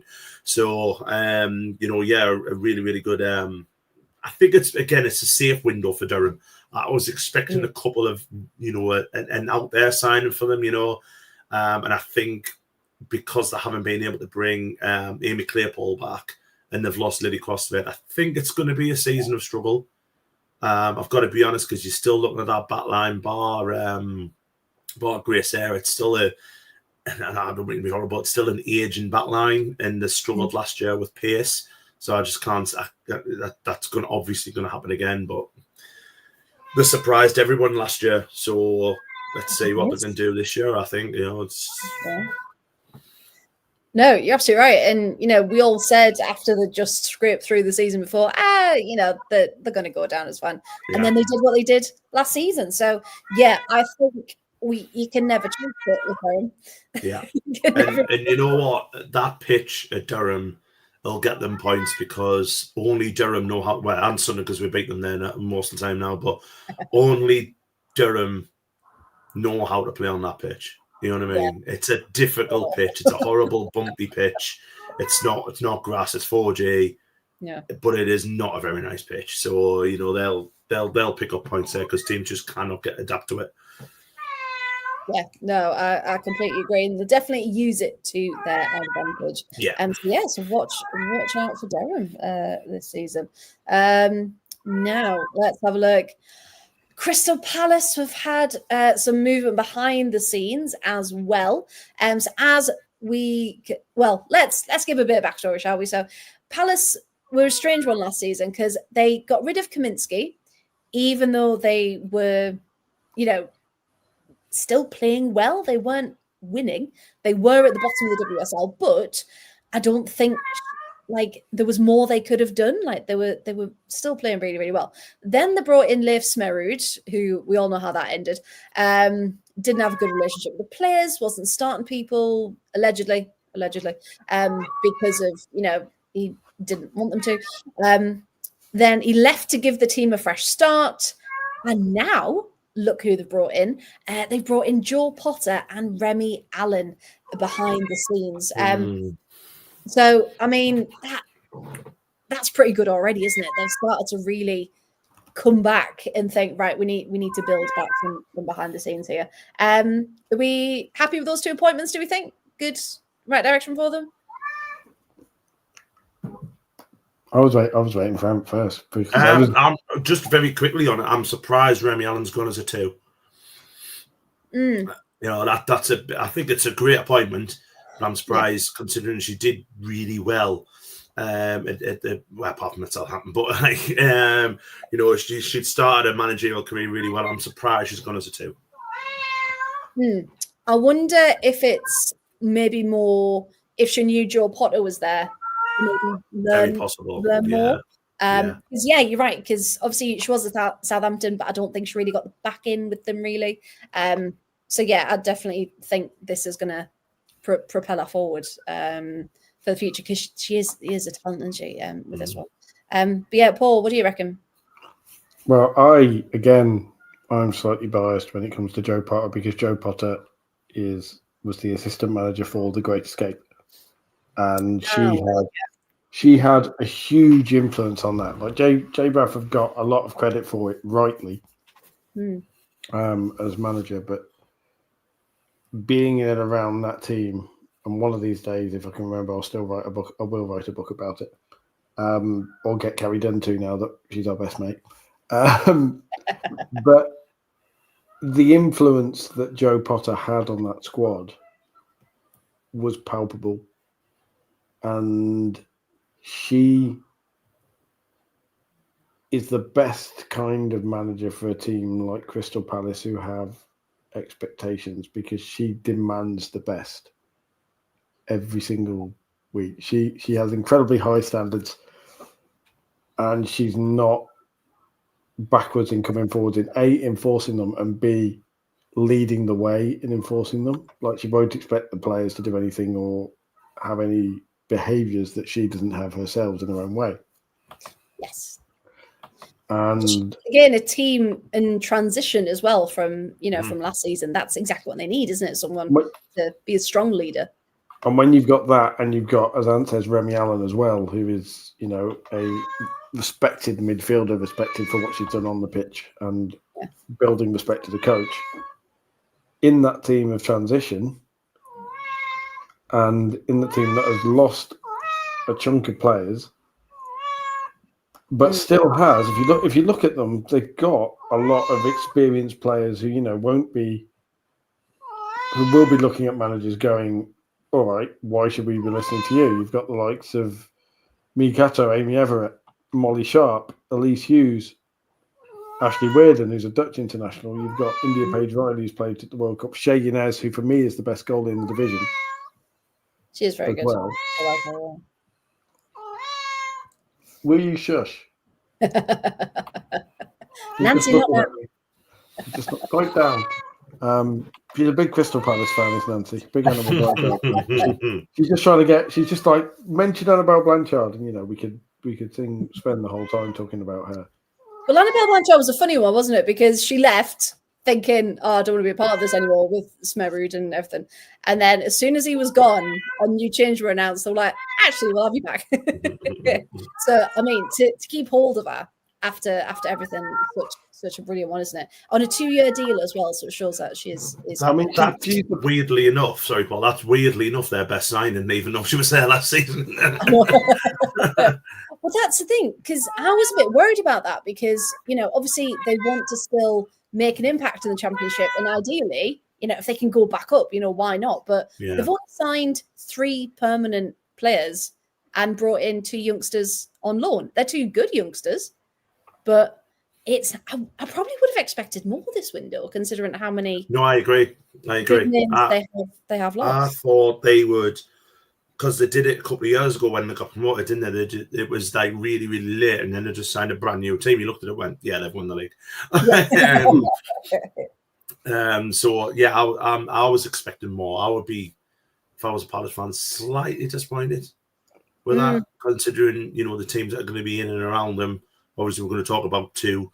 The next 3, I think, it might be in and around them. But, yeah, I'm surprised I haven't bought mine. Yeah, Justine Van Hyvermaet is a very good Championship signing. They will get at least 5 goals. She will get at least 5 goals this season from set pieces. Yeah, on your head and just straight in. With Blanchard or Jamie Lee Napier delivering them. There you go. That's you've got 2 of the best set piece takers in the division. They brought in a Jamie Lee Napier who is, I think, underrated. Again, I think maybe because she has kind of bounced about a lot and hasn't really settled in one particular place. Could that be to do with it? But Annabelle Blanchard is the player everyone thinks Grace Clinton is, and I am amazed that she hasn't yet had that big move. Well, we said, didn't we, end of last season, the WSL side's got to snap her up. Like this is the chance. How can they not? Yeah. And then she's back with Palace. I mean, shows she believes in the project. She believes in what they're doing. But yeah, do we think Palace have got a good chance again? Maybe not fighting for those spots, but top half, maybe. Yeah, I think top 6. I don't see them getting up. I've got to be honest. Yeah, no, I'd agree. Top 6. And again, I'm here to be proven wrong. Exactly. I think they do because Elise Hughes, if Elise Hughes comes back firing and fit, that's 20 goals. Hughes and Blanchard can get them up. And there's another North-East team from Molly Sharp to score again because Joe scores against North-East side. So there's Newcastle now that she's going to score guaranteed 2 goals.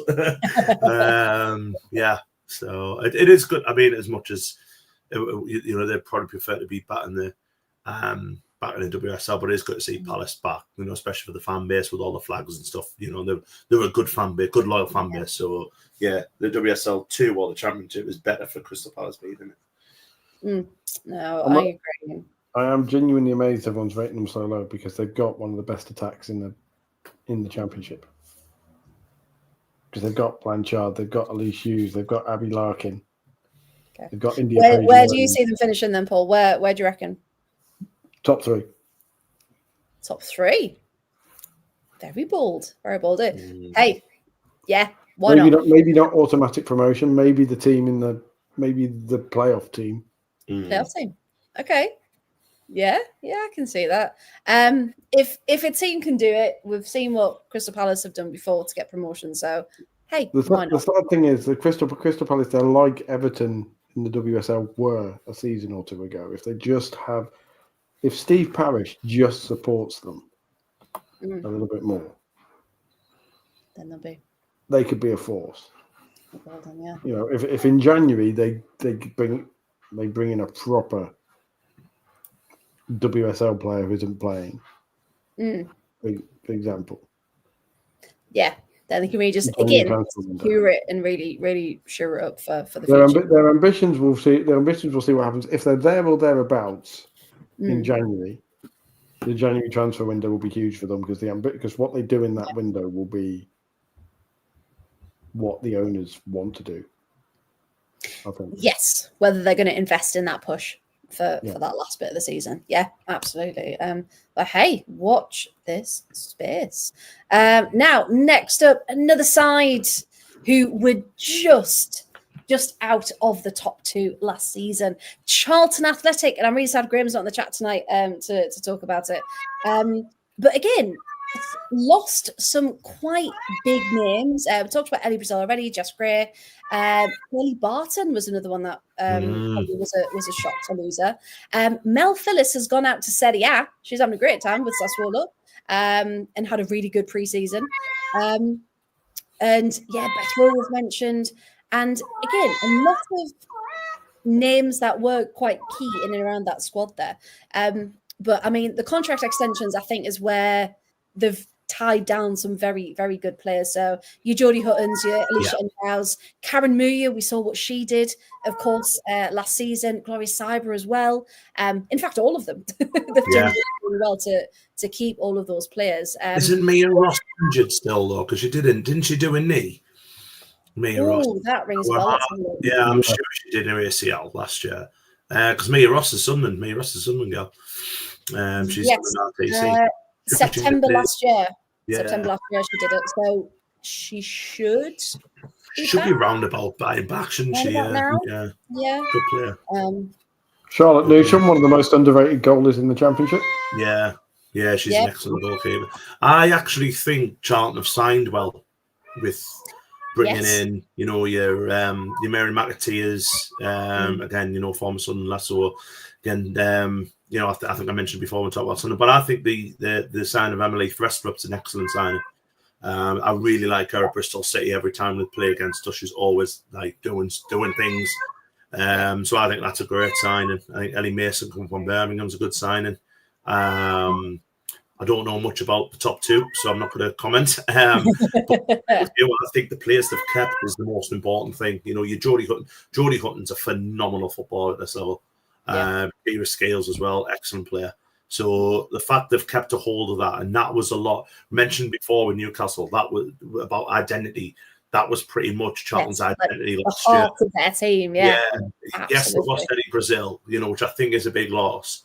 But they brought in, Ellie Mason, Mary Mack to kind of, to change that around. And I think what they might be doing is changing the style of play a little bit and trying to keep it on the floor. Which when they did that last year, they were excellent. So yeah, it's good to say they'll be up there. They'll be thereabouts, I think. It'll be a lot quieter at the Valley this season because Ritesh Mishra has, I believe, left Charlton now. I don't know where he's gone. But he's the one who you always used to hear yelling from the sidelines every time Charlton did anything. So he's moved on. But I think they're definitely going to be up there. And Karen Hills as well. Signed a new contract, so they've got that consistency in the backroom staff. What else did I have? No, I think that's pretty much it. They've kept that real core of the squad, which I was really pleased to see.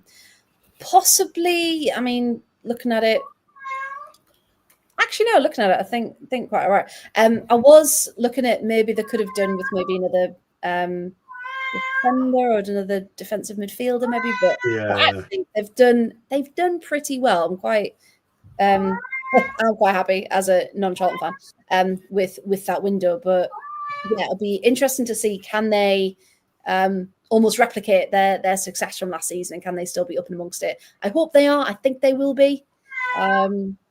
But it'll just be keeping a goalie like Sophie Whitehouse as well is useful. Yes.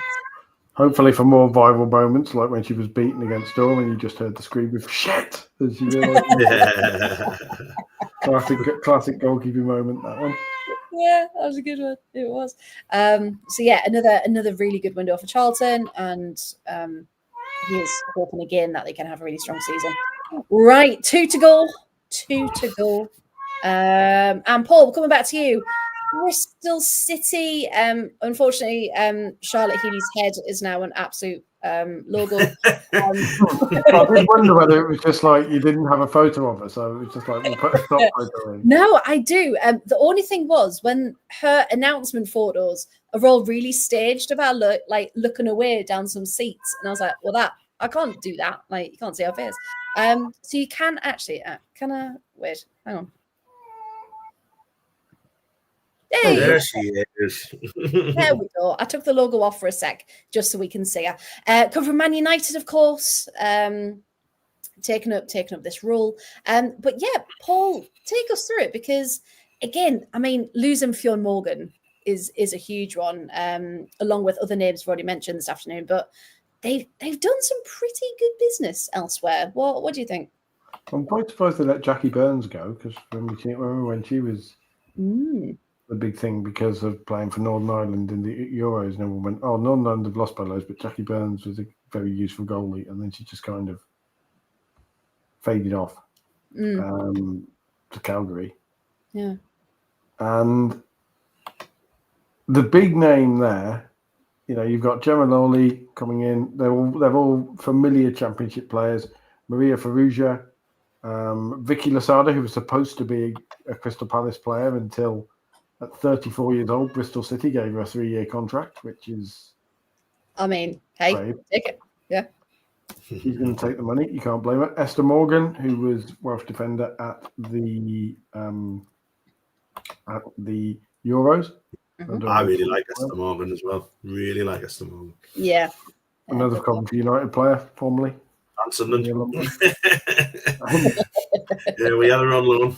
All one out. Sophie Ingle is the obvious one that you suppose that everyone is going to notice. Yeah. But it's not the name I'm picking as one of the signings of the window, in my opinion. Rio Hardy. I was going to say she's been making moves already in pre-season. Yeah, absolutely. Her name is Rio, and she scores goals. That's what she does. Like, she was absolutely prolific for Rangers. She was prolific for her half season in Coventry before everything went to rubbish. Yeah. And then obviously she went to Durham and scored a few more. Yeah. Those players on loans are interesting. Camilla Says from West Ham. I didn't expect her to go out on loan. I mean, she did score the most own goals of any player in the WSL last season. That's a fair point. Yeah. Okay. So that might explain why she's gone out on loan. Yeah, I love it. Vera Jones had Charlotte Healy ring her up and say, "Come away with me." There you go. There's a really bad music joke for you. Naomi Williams as well, a young goalie from Arsenal. And Emily Much, from Motherwell. Which one of those is going to be the starting goalie, I suppose, is my question. Oh. Because, you've lost Jackie Burns. And I just that's the bit that I suppose worries me a little about Bristol City, because last year they came down and they kind of had that season that teams always have when they come down from the WSL, where I was like, oh, they can't go back up, but it's not like the men's league where you turn around and they think, right, they'll go back up. And they kind of had that lick their wounds consolidation season. Yeah. And now they're going to go back up. I wonder if they'll still get the same trials that they did, where they were amongst the most, the best supported women's football teams in Europe. Only teams with more were Barcelona. I think clubs that had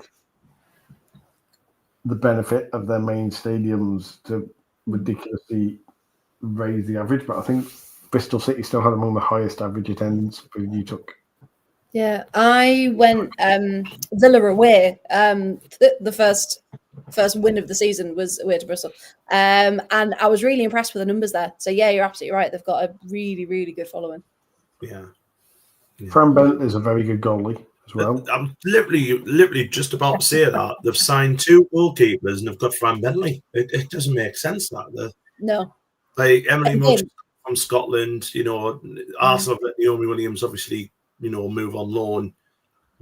Is she going to be playing? I mean, obviously, must have something. The contract has got to pay a certain amount of minutes. It doesn't make sense that signing 2 goalkeepers when you already got one who was arguably one of the best in the league. I would love to see Rio Hardy play for Sunderland at one point just for the song. It writes itself, doesn't it?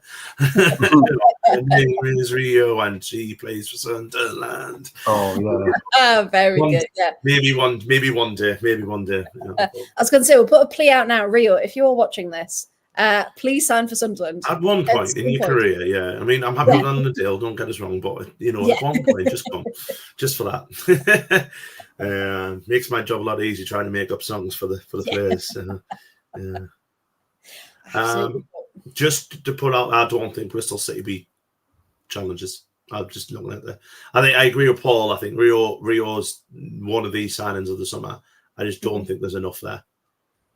If you're signing Maria Ferrugia to go on, and again, no disrespect to Maria at all, because on her day she's unstoppable, but her day is very few and far between. Yeah. Again, another one that's been club hopping the last couple of seasons as well. Very inconsistent is Maria. Just ticking it off a bingo card, just like I wonder if she's trying to go at every single team in WSL2 that's ever existed, because she's not about a 5th or 6th club now. She's only young. She's not very old. Not like she's like in her 30s. And she's still like in a very early 20s, like 23, 24. I don't know. She likes change. She's like, he is fine. Yeah. But yeah, I think mid, not in trouble, but that mid to low. I think. Yeah, I agree. It'll be interesting to see how Charlotte Healy adjusts from development football to senior football, because her role is completely different. And perhaps on the one hand you've got players who will benefit. Younger players will certainly benefit, but it's someone like Sophie Ingle or Vicky Losada really going to come in if Charlotte Healy is saying, well, maybe you should play midfield a little differently? Or are they going to turn around and go, really? Vicky Losada's ridiculous amount of Spanish international caps, Sophie Ingle a ridiculous amount of Welsh international caps. Are they almost going to be expected to be part of the leadership group alongside Charlotte Healy, almost, and part of the coaching staff? And that'll be interesting to see that. Yeah, lend their voices to that management point. Yeah, possibly. It's going to be an interesting season for Bristol. So yeah, that mid to low table, and what can they do? Right then. Sure, we talk about them. Last team of the evening, Birmingham City. Now, as we can see there's been a lot more going out than coming in. 14 players. I thought Newcastle were bad. But yeah, 14 players released from the squad. But as we've talked about quite a few of them already this evening. But again, the trimming down the squad, having players in there that are really going to make that difference.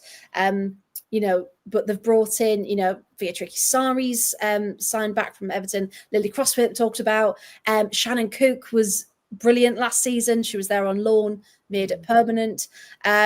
they've brought in Bachebe Louis. There is the first Haitian woman to play in England. So there we go. Good little stat for you.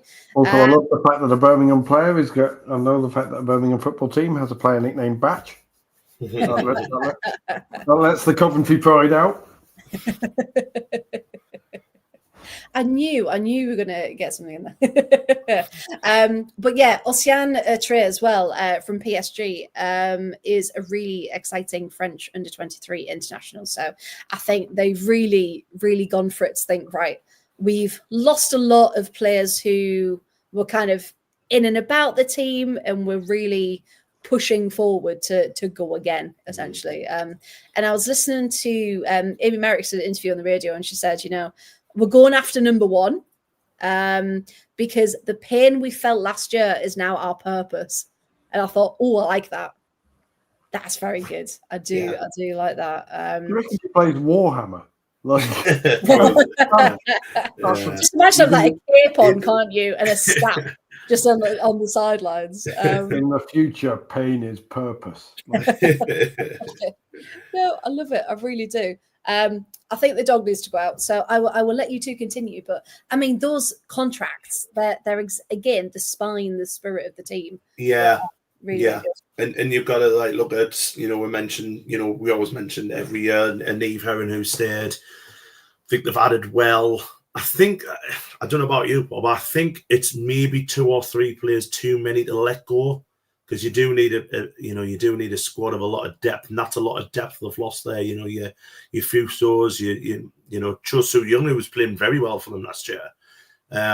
Jamie Finn, who's come to Sunderland, obviously. I think it's a lot of players to go, and they haven't really brought that many in. But maybe she's just thinking, I've got a set squad of 16, 17. I want to keep it to that. But they're probably 2 or 3 injuries away from being in a crisis. I'm quite surprised they let Libby Smith go because she's never going to set the world alight, but she's a good player to eat up minutes up front and kind of give your likes of your first choice strikers a bit of a rest. And like you say, there's some things in the squad where I'm kind of like, have they let a few too many people go? What was the plan here? What were they thinking of doing? I do think they've got the best goalie tandem in the league. Possibly not the best individual goalie, because I know they said about Lionesses, but I think Lucy Thomas and Adriana Franch is probably the best 1-2 punch in goal. Yeah. And obviously Lucy Thomas is back from an injury. She got injured the same time as Eleanor Dale did in the same game. She missed all the season, didn't she? So having that back's tremendous for them. Another former Coventry United alumni as well, loved her as well. Has everyone come via Coventry? Either Coventry or Sunderland. I love it. I really or Durham. Or Durham, yeah. Chelsea Cornet's a belting signing. I don't know much about Chelsea Cornet. What can we expect, Paul? What do you know about her? Because she just is very, very good at being that midfield anchor, in the sense that she will very rarely misplace a pass. And she's one of those players who isn't very glamorous, but every team needs. Like Rangers, Rio Hardy was the one who ran around and scored the goals. Her and Katie Wilkinson, where you had, the star players around. But Chelsea Cornet was one of the Rangers players who always kind of just sat in there and did the job. And she does the same for Scotland. I know the Scottish system. I think of her quite highly. And, you put her and Lily Agg in a central midfield, you know what you're going to get. You're going to get 90 minutes. 90 minutes plus injury time of constant running and hard work and glamorous stuff that allows the skilled players to do their thing. That's what you need, isn't it? Players that are going to get stuck in a really, really strong midfield. But when you talk about Adriana Franch there, I think she's been really good for them since she signed. So really glad that she's got a new contract. Again, you Lucy Quinn. You can't imagine Birmingham without Lucy Quinn now, can you? And Bex Holloway's impressed since she's come. So yeah, I think they've got a really strong squad. I don't know if you've already said it when I was waiting for Mr. over there. But maybe a couple more in? Yeah, we were saying that. We were kind of point. saying a few. I think it's a few too many out. Especially a few of them. You know, I mentioned before. You know, Cho and Ivana Vuso, who were playing regularly for them last year. Katie Junkett as well. Katie Junkett was playing fairly regularly, wasn't she?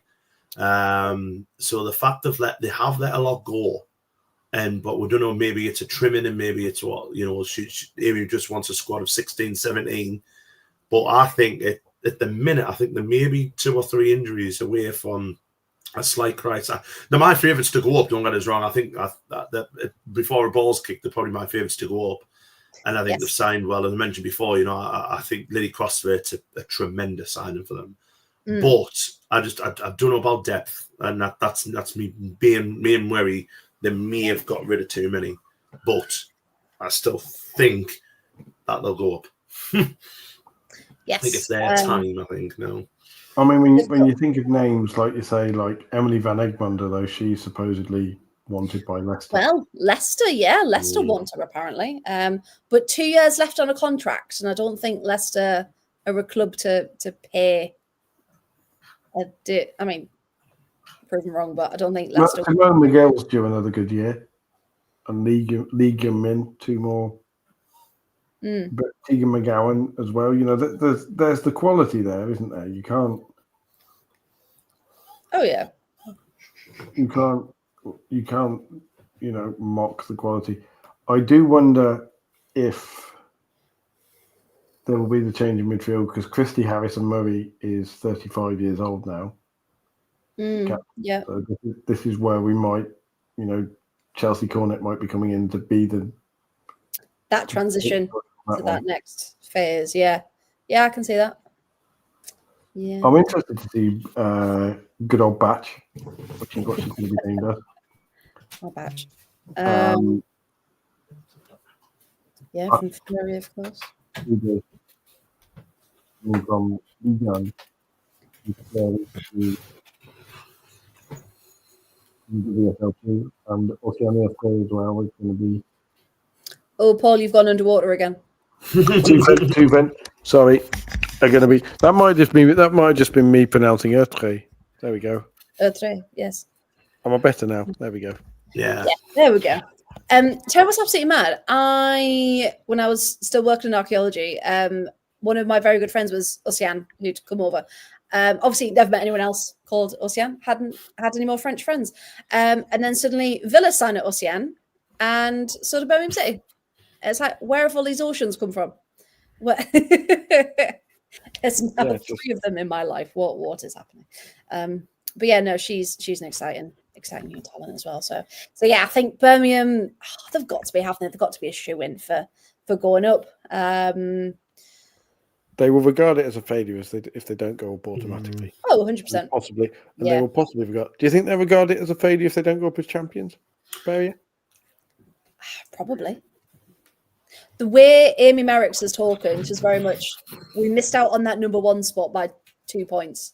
Well, technically 3 points. So I think she's gunning for it. I don't think it'll matter.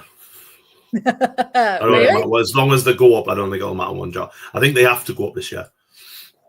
Yeah, I think that's minimum, isn't it? That's the aim. Everything what's happening with the club. At the moment, making strides in the championship in the men's side, and I think this is the next step for them now. It's a massive failure if they don't go up. I think and I think that's probably a job that Amy Merricks won't be in next season if they don't go up this season. I think they will. I think, like you said, they will have the benefit of new ownership. Yeah, the new ownership being American and being very, women's football in America is certainly the attitude to it is a few years ahead of the UK still. Yeah, in terms of relative importance. and the likes of Tom Brady and all of that stuff. Yeah, and you look at like the facilities the women's team have got now, and you just think they're in the best possible position to go up and to then, have a good crack at the WSL as well, because they've got that infrastructure in place. So, yeah, they've got to, haven't they? They've got to go up. But of course, to get there, they've got to play some games, of course, haven't they? So we've already talked about Sheffield versus Sunderland at 6:00 on Friday. Boo, hiss, and all that. Ridiculous kickoff. However, let's make some quick predictions. What do we think? Sunderland win? Yeah, I think a comfortable Sunderland win. I think it needs to be as well. I think if Sunderland want to be up there, I think it needs to be. It couldn't have, again, I don't make without counting my chickens before the hatch and tonight. You couldn't have asked for a better start. I think it could have been if we were at home. That would have been better, but then it would have been on Friday night. 6:00 into the afternoon. So, but I think Sunderland need to be winning that game. So I'm going to go 3-1. Oh, 3-1 with a prediction as well. Very good. Yeah, I think they've got to. Chris said 2-1. Yeah. Some goals. We normally do well down there. Every time I've gone down, like when we're playing them at Chesterfield or at Bramall Lane or whatever, we've always come away with something. We were, funny enough, it was the last game of last season. It's now the first game of this season. Yes, of course, absolutely. Sunderland win, of course. Saturday, then we've got Southampton versus Ipswich at 2:00. Any thoughts on this one? Who do you think? I might go for a draw on that one. I think it is. We're going to be looking at. We mentioned it before regarding the way the seasons are going to be. We're going to be going. I think we're going to get an early indication from them both of how that result is going to be, and I think I agree with you. I think it's going to be a draw. So then we won't have a freaking clue. This is when Ipswich win like 10-0 and we're like, oh crap. Yeah. But yeah, Chris is saying 2-2 as well. Paul, what do you think? Ipswich win. Paige Peak to get the winner. Oh, very good indeed. And then we get to Sunday. I personally think all of them should be on Sunday, but that's just me. I agree. And we've got Birmingham City, Bristol City, Charlton versus Palace. I think that's going to be a really good one. Yeah, that's the game of the weekend, isn't it? Yeah. That again, that Forest Newcastle, I think, is the game of the weekend. I've got press for Forest Newcastle, so I'm very excited for that one. Like Southampton, Ipswich, Charlton, Palace will be an early indication of how the season's going to go, because it's two teams who will have ambitions towards those top three places. Yeah, absolutely. I think out of them games, you look at like there's some, really all four of them games are fantastic, but you've got to feel for Durham having to travel all the way down to Portsmouth, first game of the season. I mean, that's not an easy trip at all. The best of times, never mind first game of the season. So, hopefully there's definitely been some through a few swear words in Northeast accents. I would imagine so, yeah. I would imagine so. That's not an easy task for them to go down there and get something. Yeah, it's a long way to go, that. And, Is it a Wesley Park, that one? Yeah, I think so. Yeah. Because on Ports, no, they're not. I thought they were in the Championship. And I thought Portsmouth were playing, but they're not. But yeah, that's not. Wouldn't like to be, on the way back from Portsmouth on that Sunday afternoon if they've lost and they've got the professional team now. But I think a couple of them still go to uni, so the next day you're at university or college or whatever. The next day would be bloody awful. Only the third longest away trip in the Championship, though, that one, because obviously Newcastle and Sunderland are further north. Yes, of course. Always a fun journey, that one down to the south coast. So yeah, I mean, yeah, you're right. They're the games of the weekends. I mean, so let's have a look then. So final predictions: Birmingham or Bristol? What do we think? It has to be Birmingham. Yeah, I think if Birmingham don't start well, there will be questions asked about them. Yeah. Yes. Yeah, They started all right last season, didn't they? I wasn't going to mention As we that. say about that, the better. As if it's been a year ago since then. Christ. No, still scarred. Yeah, still scarred. That's I am actually. I know, and here's me reporting on that one in the press box, and then getting blamed. That was Yeah, it was. back. Yeah. Well, that was it. Yeah, that was. I mean, that was weird, wasn't it? Yeah, that was weird. Yeah, that. Hey, we've had some stories. Okay, Charlton Palace. Who do we think? Charlton Palace. That's for me. That's got a draw written all over it. Like. Ooh, Chris has gone 2-1 in the chat for that one. Yeah, I'm going to go draw as well. Yeah, I can't call it that one. So yeah, I'll go with you two with the draw. Forest Newcastle. Statement Forest. win for me. Yeah. Statement win. Forest. 5-1. Yeah. Honestly, like what a game that is. City ground, Nottingham Forest women's fans playing against Newcastle, fill it out, sing your loudest. I think that's going to be a fantastic game of football. You know, I hope, is that on YouTube? Because that would be, honestly, what a game that's going to be. It's going to be. If you were picking, let's face it, if you were picking, if you were Sky picking one championship game a weekend, you'd pick Forest Newcastle, wouldn't you? Yeah, 100%. 100%. That is such a good game of football. It's going to be. If they had any inclination about what's going to be the best one, which sometimes they don't, that's the one you put on, absolutely. And then finally, we've got Portsmouth Durham. What do we think? Portsmouth Durham. Draw. Do you know what? I just think the start of the season, and that's a long, long way to go. I think that's got Portsmouth for me. I really do. As much as I, dislike Durham a lot, I fear for them going down there. I really do feel for them. That's such a long way to go. So I'm going to go Portsmouth. You want to go Portsmouth like November, December time when you're in the groove. You don't want to go first game of the season. No, I'm with you on that one. Yeah, first game is going to be really hard. So yeah, I think Portsmouth might just edge that one. Absolutely. And that brings us to the end of our championship review show. And yes, hey, Chris is on it with the research. All the games are on YouTube according to the WSL website. Lovely. But hey, according to Sky, that are now broadcasting more than ever, there's going to be a new women's football show. There's going to be new graphics, apparently. They've really gone all in on this season. So fingers crossed, it's a sign of things to come and things. I'm not surprised. They make you bloody pay for it, don't they? Well, that's the thing. Yeah, because there was just a quick one. Liga F is still free for us on DAZN this season, which started last weekend, if anyone's interested. But apparently in Spain, some people are saying it's now moved behind a paywall in Spain, which doesn't make any sense. No. That's your country, that's your league. Why? Well, it kind of is because they just think all the coolers will pay for it. Well, that's true. Hey, we've all seen the state of that football club at the minute, haven't we? Yes, and it's very, very sad. It's not going well. Of course, that's a different podcast altogether, of course. So we have gone through club by club how we think they're going to do this season in the championship. But to stay up to date, of course, look at this. This is where you can find us across all platforms and pretty much every night during the week as well. So on a Monday, we've got the non-league show. On Tuesday, we've got the Premier League. You've got us, the women's football show, on a Wednesday at 8:30, and the lower league on a Thursday as well. And you can catch Ant most nights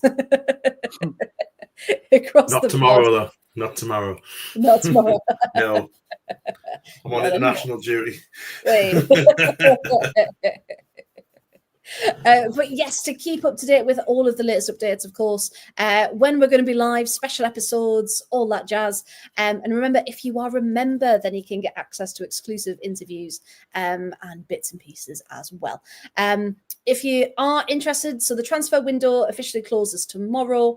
My website, I've dropped it a few times, but thewhole115yards.com has my transfer tracker on, and that's where I've got all the information tonight. So your ins, your outs, your contracts, your personnel changes, your everything should be on there. have kept it up to date. There'll just be today's to add on, but it is all there if you want it. So yeah, you can find us Twitter, Absolute Ball Pod, YouTube, Absolute Football Podcast, Twitch, Absolute Football Podcast, TikTok, Absolute Football Pod, Instagram, Absolute Football Pod with an underscore, Blue Sky, which we all need to use more, is Absolute Football, and Facebook, the Absolute Football Podcast as well. So yeah, 8:30, you know where to find us. And yeah, we can't wait for the season to start on Friday night. WSL and WSL2. The French Premier League, Women's League, is also back this weekend. And Serie A is coming back. The League Cup games start last weekend. And then their league is coming back soon as well. Scotland have already started again. The National League's already started. And so has Liga F in Spain as well. So lots of football to go around, and we'll keep you up to date.